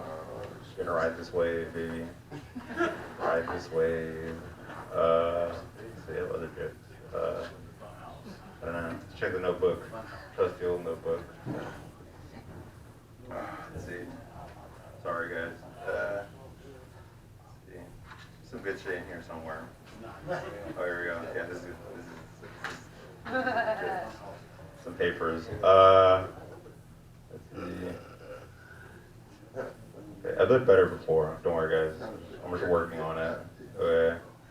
All right. Got it. What's it? You guys, all the racism around, you know. Just know there's only one race, all right, and that's fucking NASCAR, baby.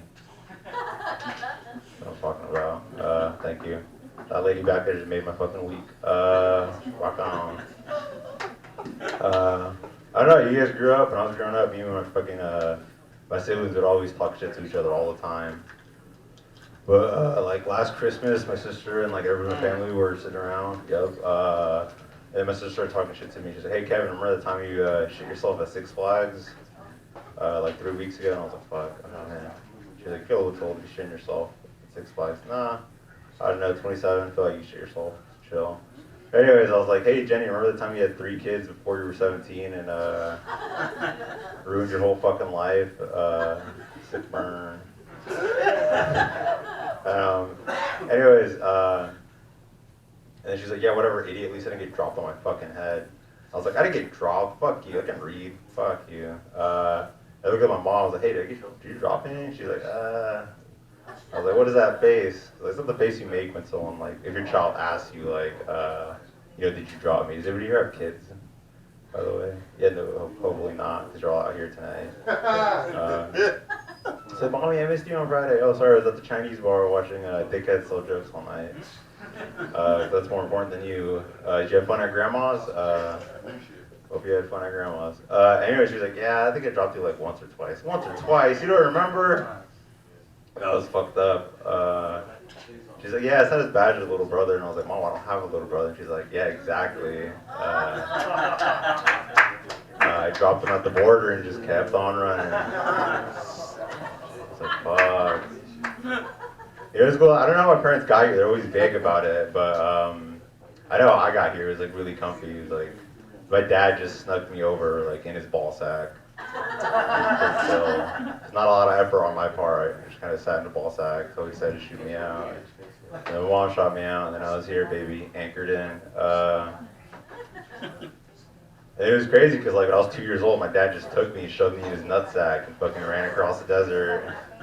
Survived off his nut sweat for like 2 months. It was crazy. He'd throw me tortillas every once in a while. It was yummy. It's fine. Yeah, whatever. Immigration's not that hard. People think my shit. And another thing, it'd be fucked up. My parents got deported. And they're like separated from me. But I think if I was like 16 and my parents got deported, I was like walking home from school and had like bad grades in math and shit.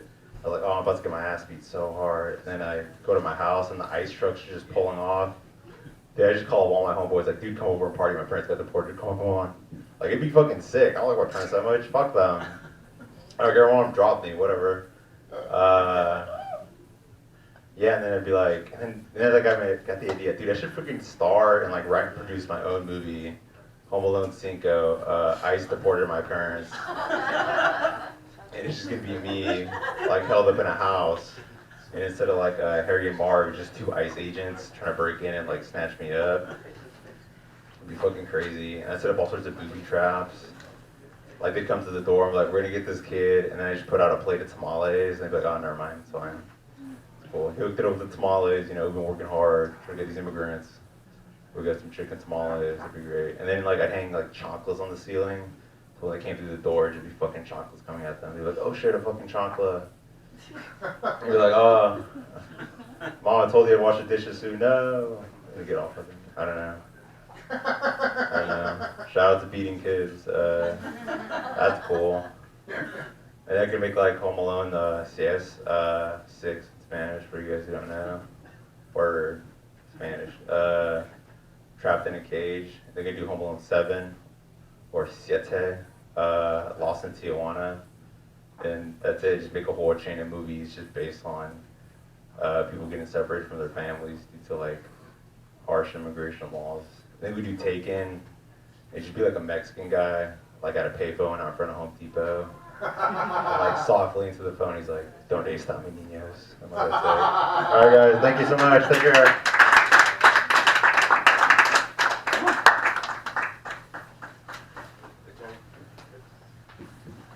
All right. Oh, shit. So I'm all out of your questions. So I'll try to do some stuff that I think I know is funny. I had a question from somebody the other day, asked me what I thought about trans women competing in the UFC. And the short answer is I don't. I've spent my entire life trying to escape the societal cage without getting punched in the face. Same reason I don't make jokes about sexually repressed white guys. They hit. They hit. All right. Are you guys ready for your next comic? Gee! All right. Prin Perel.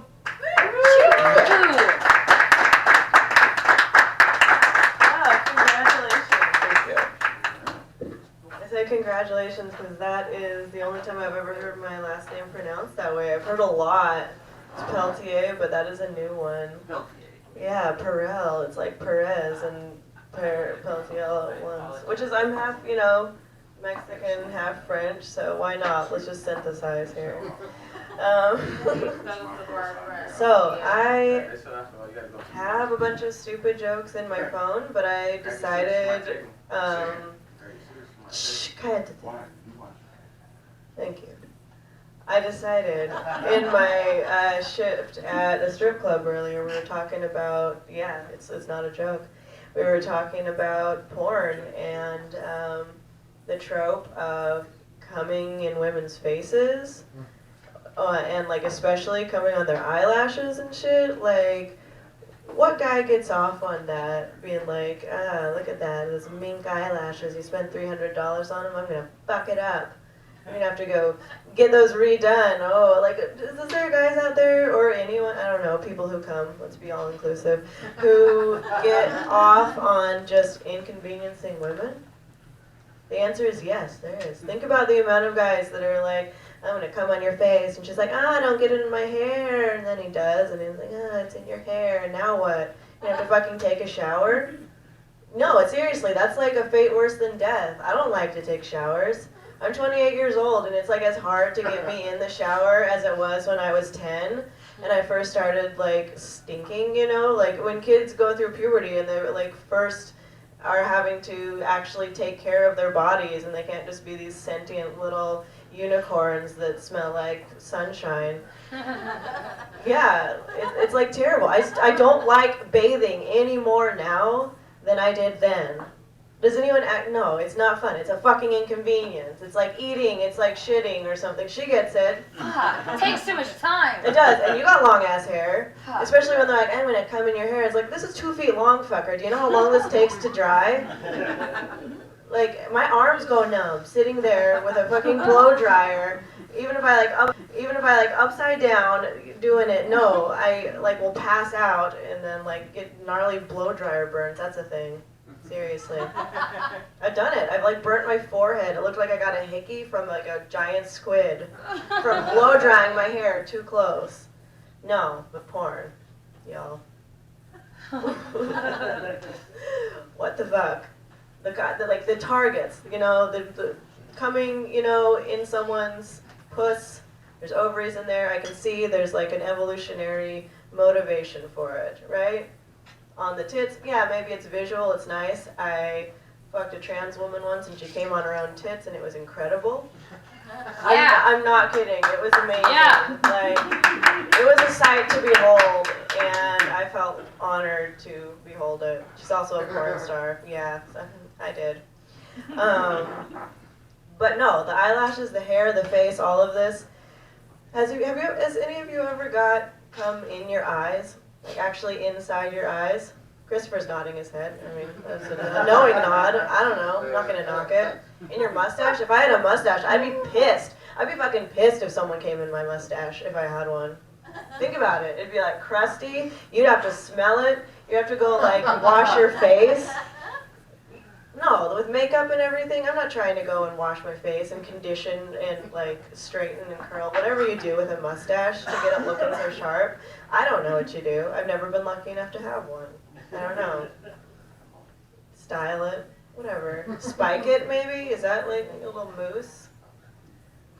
I have no idea. Fun fact, yeah, when I was in middle school, I laughed out loud in class just thinking about my own jokes often, all the time.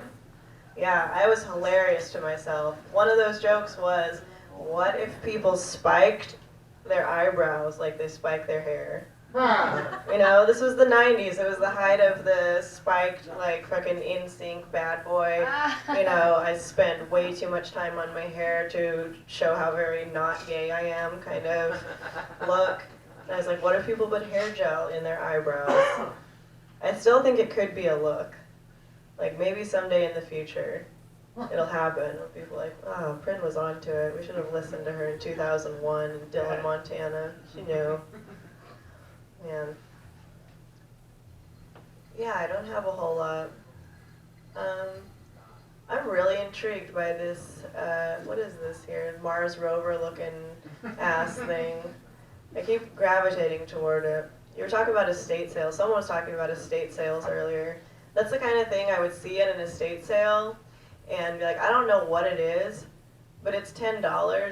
So yeah. I'm gonna buy it and see if I can find something to do with it. Like, you never know you need it until it's cheap at an estate sale. Really. I have a lamp that's just like this creepy ass donkey. Looks like he's made out of literal shit. Like seriously, it's this mottled brown ceramic psychedelic nightmare. And I was like, why would anyone ever want this? This thing is ugly as sin. This is, I turned it over $4. Okay, yes, it's coming home with me. Yeah, he sits in my bedroom. His name is Hector. Yeah, so thanks for listening to me ramble about cum and donkeys and porn. Yeah, that's all I got for you. Thank you. All right, guys, let's give it up for Bryn Belgian. Yeah, Bryn! Oh my goodness.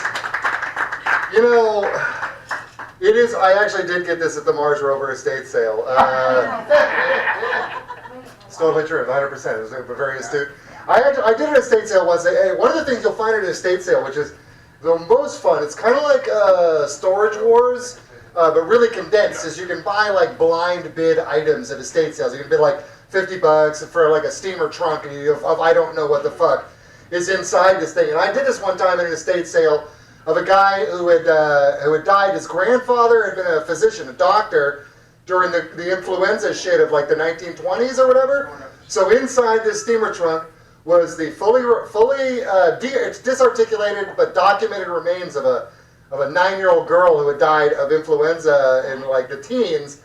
And I had a lot of fun with those bones, you guys, not in a sexual way. I used to give them to bands that would come to town, and here's the thing. You give a musician a fucking human bone, they remember you the next time they come to town, you guys. It's a lot of fun, man. There's a Canadian band, Bare Naked Ladies. I've boned multiple Bare Naked Ladies. Right now, I'm looking forward to seeing this movie. I'm a big fan of Quentin Tarantino's work. But when Quentin Tarantino comes out with a movie, you know what everybody's talking about. You know what he has a propensity for fucking doing. That guy he can't stop himself, man. And look, I don't know if he's gonna delve into fucking language that is maybe appropriate to the 70s, but people are not too cool with it today. But we talk about language in this fucking country, and that word, that fucking horrible fucking word that people have tried to reappropriate and say that this is our word, and I think that that's kind of taken a fucking. First of all, it's not black people's. It's our fucking word that we fucked up and made for other people. I don't use it. I don't fucking use it. But it's like the nuclear fucking bomb. We made that fucking thing, and we used to use that motherfucker. Okay, we fucking used to use it. We don't use it anymore. But here's my point, man. Here's my point. White people fucking robbed entire humanity of the fucking ability to insult white people by teaching them a fucking language invented by white people that, of course, doesn't have any good fucking fuck yous to white people built into it. So what I'm encouraging is, if you're a person of color, if you have been forced to fucking learn white language, become a Jew. Because we got some good fucking words for white people, man. We got some great fucking words for white people. And the thing is, they think we're them, so they let us sit right next to them and use those fucking words. They're like, oh, Jerry Seinfeld is so adorable when he calls me a goy. Oh, you fucking don't know, you dumb oaf. How fucking, anyways, you guys. Speaking of dumb oaf, got this fucking kid. Coming to the stage is one of my favorite living human beings. He's part of the Mustache Club. In fact, some might say he was my inspiration for joining the fucking Mustache Club.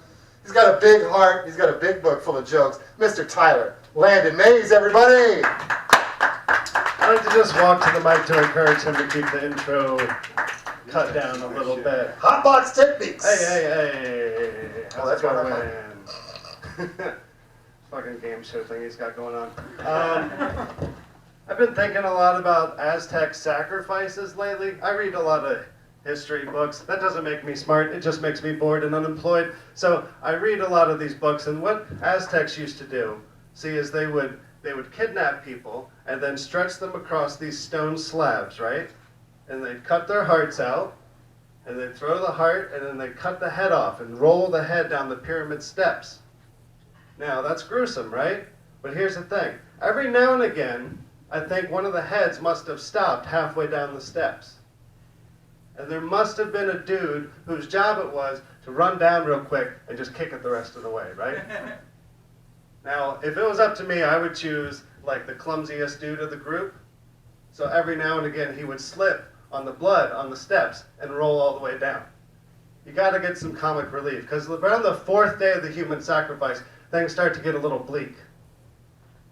That's usually when Boatwright laughs, but he left the room. Was relying on you, Cox. I almost called you Cox, that's not good. Chris Cox. I was going to make fun of Kyle Clausen for calling horoscopes star fortunes, but then he left. So someone, next time you see him, let him know. What else? What else? This fucking room. I just looked at my notes, and that's how much of a pothead I am. I'm like, let's check the notes, and it's gone. Okay, so, anybody else got crazy religious people in their family? I'm religious, but I'm talking like crazy religious. Now, I've got this aunt that lives up in the Appalachian Mountains, and she preaches at this church. It's an offshoot of the Baptist church. They're so Baptist that the regular Baptists were like, get the fuck out. So one of the things they do, you can see this shit on YouTube, they'll dance around with poisonous snakes to prove that God is protecting them. They'll cover themselves with serpents and dance around to prove that Jesus protects them. And when I saw my aunt doing this, I was like, God damn, she is way more comfortable around rattlesnakes than she is black people. My cousin is the same fucking way, raised in that same church. Now, she homeschools her kids because she thinks, she used to send them to a private Christian middle school, but then she was like, you know what? Too devilish. This Episcopalian school, too devilish, so I'm gonna homeschool them. Now, the problem with my cousin homeschooling her kids is that my cousin's a fucking idiot. Yeah, you can't teach kids things if you don't know things. So what she does is she does her homeschooling spiel, and she'll videotape it on Instagram, and she'll put it up on her little Instagram stories every day to show how her kids are learning. And recently, my 12-year-old niece, there's a video of her chopping up broccoli and then putting the broccoli into small pieces, medium-sized pieces, and large pieces. And then at the end, my cousin looks in the camera and goes, "This is homeschooling." Like, yeah, we know. That's why we're upset. That's not math. Math, not broccoli. That's what we need. Chris, come save me from this microphone, please, sir. Oh. Jake. Thank you. Woo! Good, everybody. Good. Who's next, Chris? Josh Ennett. Josh Ennett. All right. With no further ado, Josh Ennett, everybody. All right. Thank you. Hi, I'm Josh Ennett, both of you.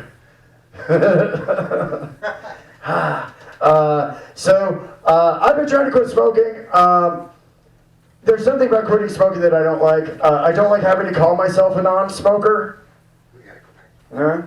I know I'm a non-smoker now. There you go, right? Isn't it weird to call yourself a non-smoker, though? No. You don't think so? No. See, I think it's weird to describe myself based on things I don't do. Yeah? Like, I don't walk up to people like, "Hi, I'm Joshua. I don't collect stamps." Nobody talks like that. Nobody. It's weird. Like, try it for a day. You'll feel like you did something. Like you're trying not to confess. Because you're running out of ideas. You're just coming up with shit at the end.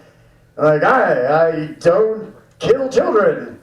Yeah, what do you do now? Yeah.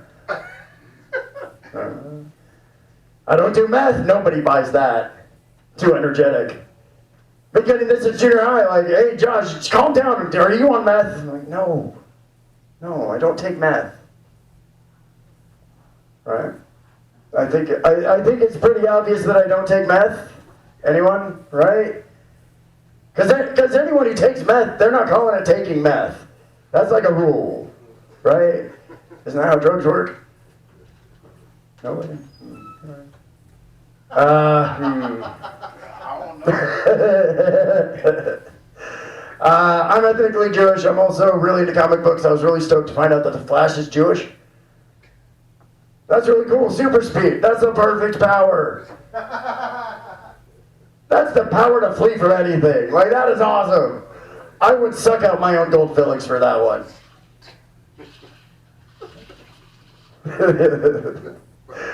There's so many things I could be running away from right now. I have debt, exes. I mean, there's Proud Boys out there. I'm scared of Proud Boys. Not only am I Jewish, I'm also homeless. I'm real easy to lure into a shower.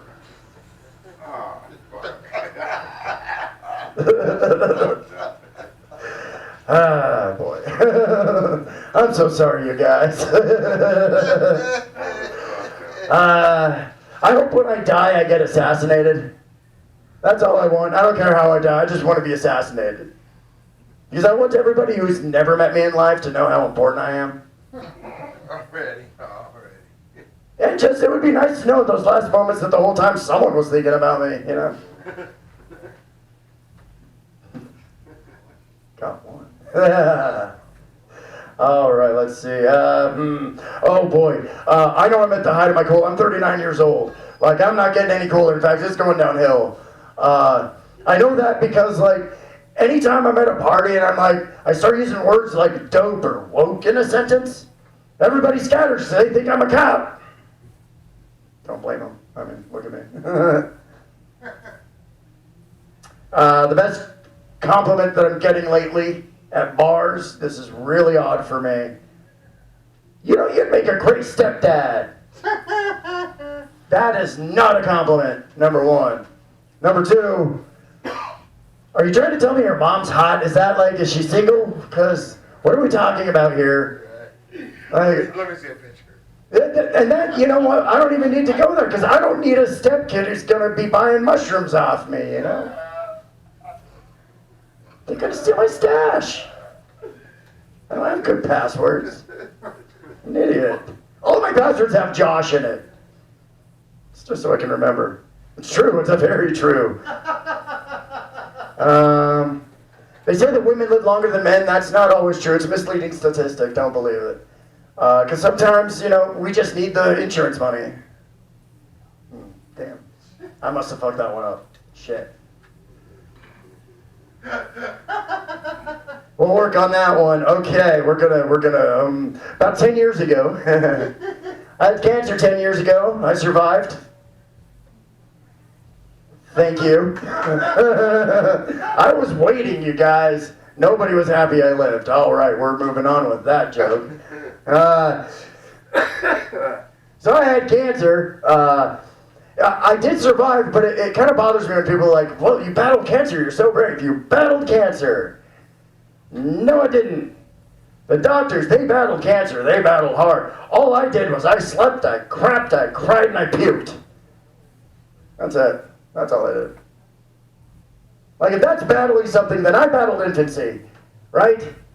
Yeah. Lost him.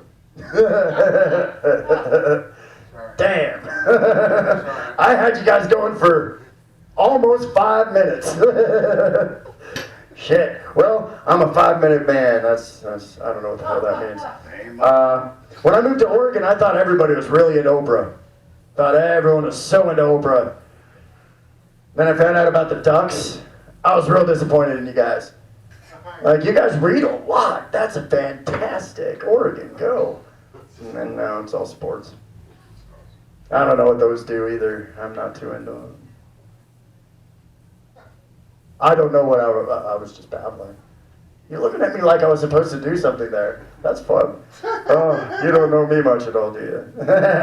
Let's see. How much time do I have, Chris? You're in the way, dude. Yeah, you're never in the way. You're a better window than you are a door. Oh, thank you. Actually, I didn't have my glasses, so that was going to be my next question. What are you thinking? All right, guys, only 60 seconds left of this. Bet you're all happy about that. Oh, good. Thank you so much. I appreciate it. Well, I appreciate that. Thank you very much. All right, let's see. I got a couple of quick ones here. Well, let's go with... So I don't do many impressions. This one's so stupid. I don't do many impressions. But here's my impression of Donald Trump. Okay, my impression of Donald Trump. I've never met the guy, but I think he's an idiot. That was a good impression. There we go. How's that? You like that? Thank you. Last one for the night. I'm atheist. I know that prayer doesn't work because every morning I wake up. That's pretty much it right there. That's all I need. Just if I pretend go to work. Let's give it up for Josh. Josh, in it, everybody. Josh, he's in it to win it. Guys, speaking of people who who are gonna die and nobody's gonna know who they are, how many 20-somethings do you think are watching? Who the fuck is Art Neville? right now. There's so many people who are under 50 who are just, they don't know who Art Neville is. They just know he's not going to do whatever it is they used to do, that they don't know that he did anymore. Art Neville, rest in peace, 81 years old, founding eldest member of the Neville brothers. Art is dead. Art is dead. You guys, I'm going to pretend there's people over there because it looks really dumb on the camera when it becomes like a sideways show. Hey, you guys, how you doing over there? I've got a wireless. I still lean on the fucking microphone. I'm leaning. I got my crutches. You guys, what do you say we fucking bowl on through? We fucking take it on through to the other side? Mingle. I'm not going to mingle. You fucking crazy people. You guys mingle in me. I already saw the Chewbacca in that fucking room once tonight. I'm not taking the risk again. But you know who's just as tall as somebody I used to have sex with and I haven't had sex with yet? Let's give it up for one of my best buddies, Mr. Robert Manell, everybody! What's up, guys? Chris, this is not a bad thing that one side of the room is empty. I can finally focus my attention. I don't have to turn 180 degrees after every joke. This is amazing. Yeah, you should fucking, you should have someone walk half the room every time you do this, Mike. I do. What's up, literally 3 people? How are you? This is gonna be a new one. How you guys doing? Shit, I don't know if... This might suck because there's a slight chance that all 3 of you have heard all of these jokes. In which case, I'm kind of fucked. But I'll try them anyway. You just make a weird face if you've already heard it, the premise. My dad used to beat me with a fly swatter every time I farted. In his defense, he was blind and I had a super tiny asshole. There we go. He heard it before. That's what I was fucking trying to find out. What's up, guys? Yeah. Glad you laughed at that one. Yeah. My dad is he's like an overshare guy, you know. He told me I was conceived in a car wash. However, every time I'm around Bubbles, I can see my parents fuck. Because it's my favorite place to watch the video. The bubble bath, that is. I fucked that joke up, but you still laughed. All right. That's good news. Yeah, I'm just kidding. I never met my dad. But judging by my ass and thighs, I'm pretty sure it's Beyonce. So, you heard that one too before. Cool. All right. Yeah, so I'm on the trail. Yeah. Childhood. Dude, what the fuck? This always happens at this mic. I do 2. I memorize 4 jokes, then I do 2, then I have to go to the notes. Yeah. Yeah. Big ass and thighs. It's all good. Low center of gravity. You know, it's not all bad. I played football. You know. In fact, the other day I played a little pickup and you know, football at the park. I thought I did pretty well. Like I tackled the other team's quarterback like multiple times, so it's good. She was 11, but her wheelchair definitely giving her advantage. So it's weird when no one laughs at that one. You can read the rest of that story in my new book, Money, Fame, Bitches, Glory. It's coming out soon. Thank you. Yeah. It's always a good noise to hear during an open mic. Oh, buddy. Thank you. Like a quick. What the fuck? You fuck that quick? I kind of got him with like a half zinger on the way out. I feel vindicated. Yeah. I know, sometimes I might come out cocky when I'm doing stand-up, guys, but so every time I'm cocky, like the universe like humbles me immediately, you know? Like today I was at Wendy's and I gave the dude my money and he handed it right back. In my head I was like, must be so hot he refuses to take my money. So I was like, you know what, sir, like you're such a generous guy, like, you know, I'll put in a good word for your manager. What's your hourly rate? And he was like, I'm actually robbing the register. You just look like you could use some help. And I was like, ooh. That's a new joke. Is there anything there? Be honest. You guys are comics. Is there potential? I got distracted. Oh yeah. Isn't that the rule of comedy? Distraction is fucking the death of everything. I don't know. I'll just gauge by your faces for the rest of these jokes, same way I've been doing. Do them in a different accent. I'm good. There we go. Room's filling out. You better not walk all the way through. It's gonna hurt my self-esteem. No, walk away with self-esteem. Say something. You guys like Italian food? Yeah. I love Italian food. You know what I did last time I was at an Italian restaurant? I told the waiter, bring me out the most Italian thing you have. And he comes back with his daughter in a chef hat. I said, I don't know. Let me see her hair. So she lifted up her arms. I said, I'll take her. And that was my wife, guys. And fucking got him. He's repeating. He's gonna butcher it to his girlfriend. Yeah, but after going to an Italian wedding, guys, like one thing I learned is like, once you drink with Italians at an Italian wedding, you're part of the family. There's no going back, unless you shit in the ziti.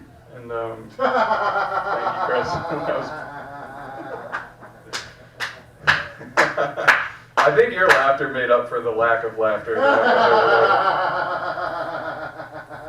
Yeah. Yeah, it sounds funny. It's not really. The joke itself isn't funny, but it sounds funny. That's what I was going for. Yeah, one thing about me, guys, is I never have sex before a workout. So I just do neither. All right, I'll leave it there. Peace out. Let's give it up for Robert Manel, everybody. He has hardly an accent at all. It's actually really impressive. What was I gonna do? I swear to God, I've written a joke. Oh yeah. It's not really a joke. Okay, this is. So I have two friends of mine. Robert knows them, and they like to touch each other's penises and masturbate together. And they keep saying that they're trying to find out if they're gay.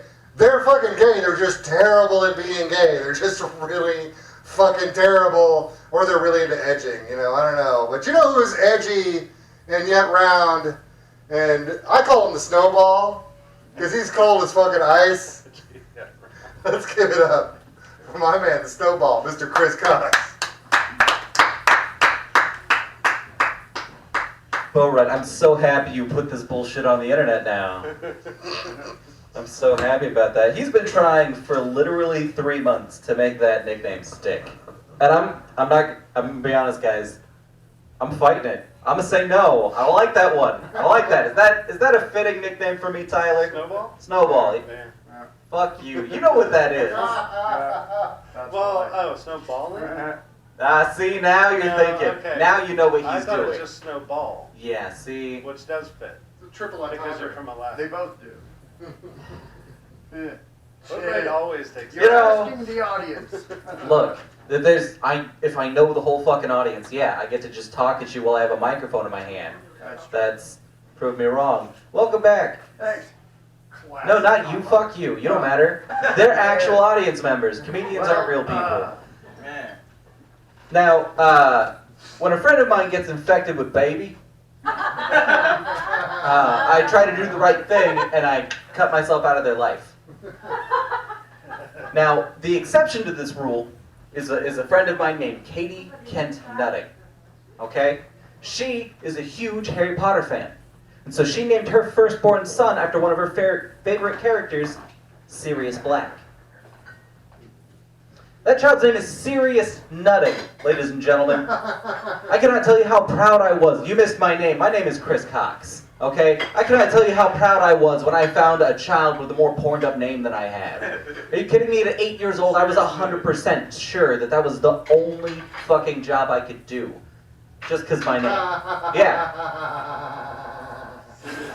We're all very happy it didn't go that route. I learned some shit before cameras hit me. It's fine. You've all been saved. It's fine. Now, here's the thing. I could still be like an architect or some shit. I'd walk in and be like, hey, I'm here to design your house. Yeah, what's your name? Chris Cox. And like they giggle a little, but they get over it.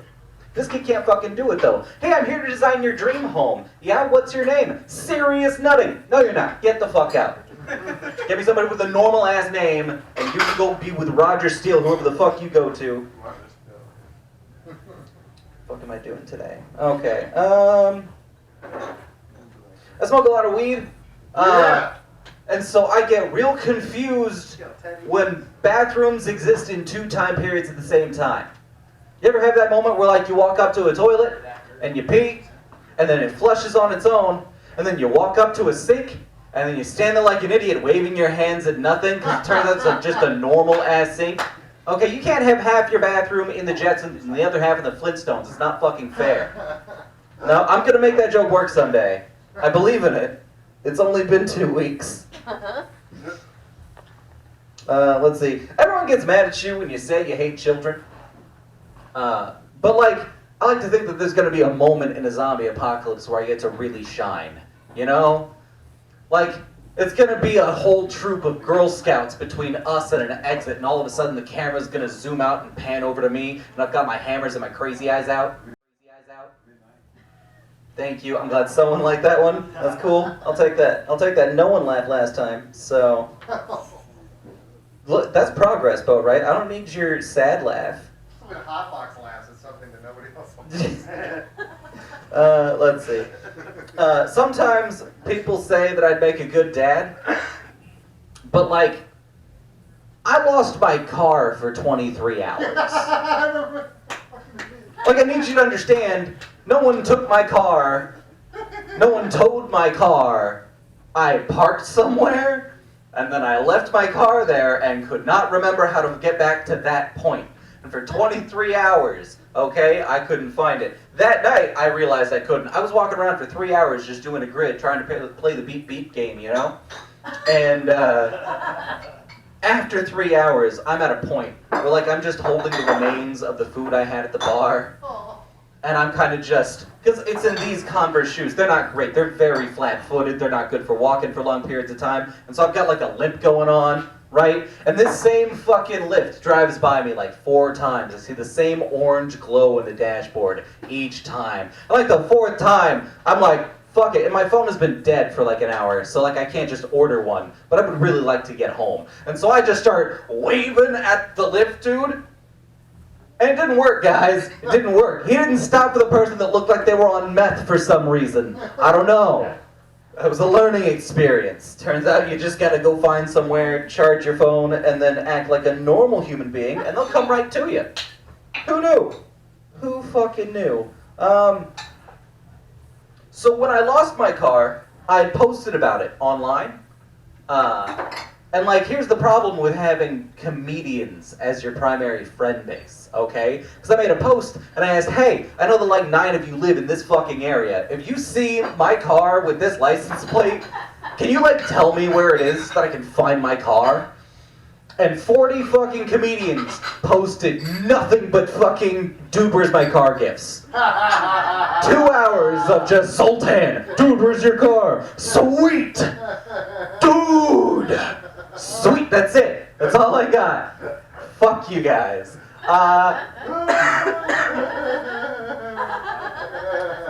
And like, so I later, you know, I'm trying to be more socially conscious on Facebook, you know, so I made a post about mental health awareness, you know, and anxiety and depression, how they affect me, you know, and in there, I also happen to mention that there's this funny thing that happens when I attempt to buy underwear, where I make it into the Walmart, and I get to where I'm standing in front of the underwear, and then I wake up and I realize I'm crying into some ice cream. And what I'm saying is that it's been like 1.5 years since I had a girlfriend, and it's kind of time for me to get some new underwear. And like, I posted all of this. And all I got was 40 fucking gifts from Dude, Where's My Car? Anyway, I've been Chris Cox, guys. You've been great. All right, you guys, let's keep it going for Chris. Chris Cox, man. Good to see you, buddy. Hug it out. God damn, you guys! I think we made it through another HotBox. What can I leave you with tonight? What wisdom can I impart upon you? Art versus commodity. Art is that which does not diminish when it is shared freely with others. But you can't fucking pay the rent. Have a good night, everybody. Ave, HotBoxers.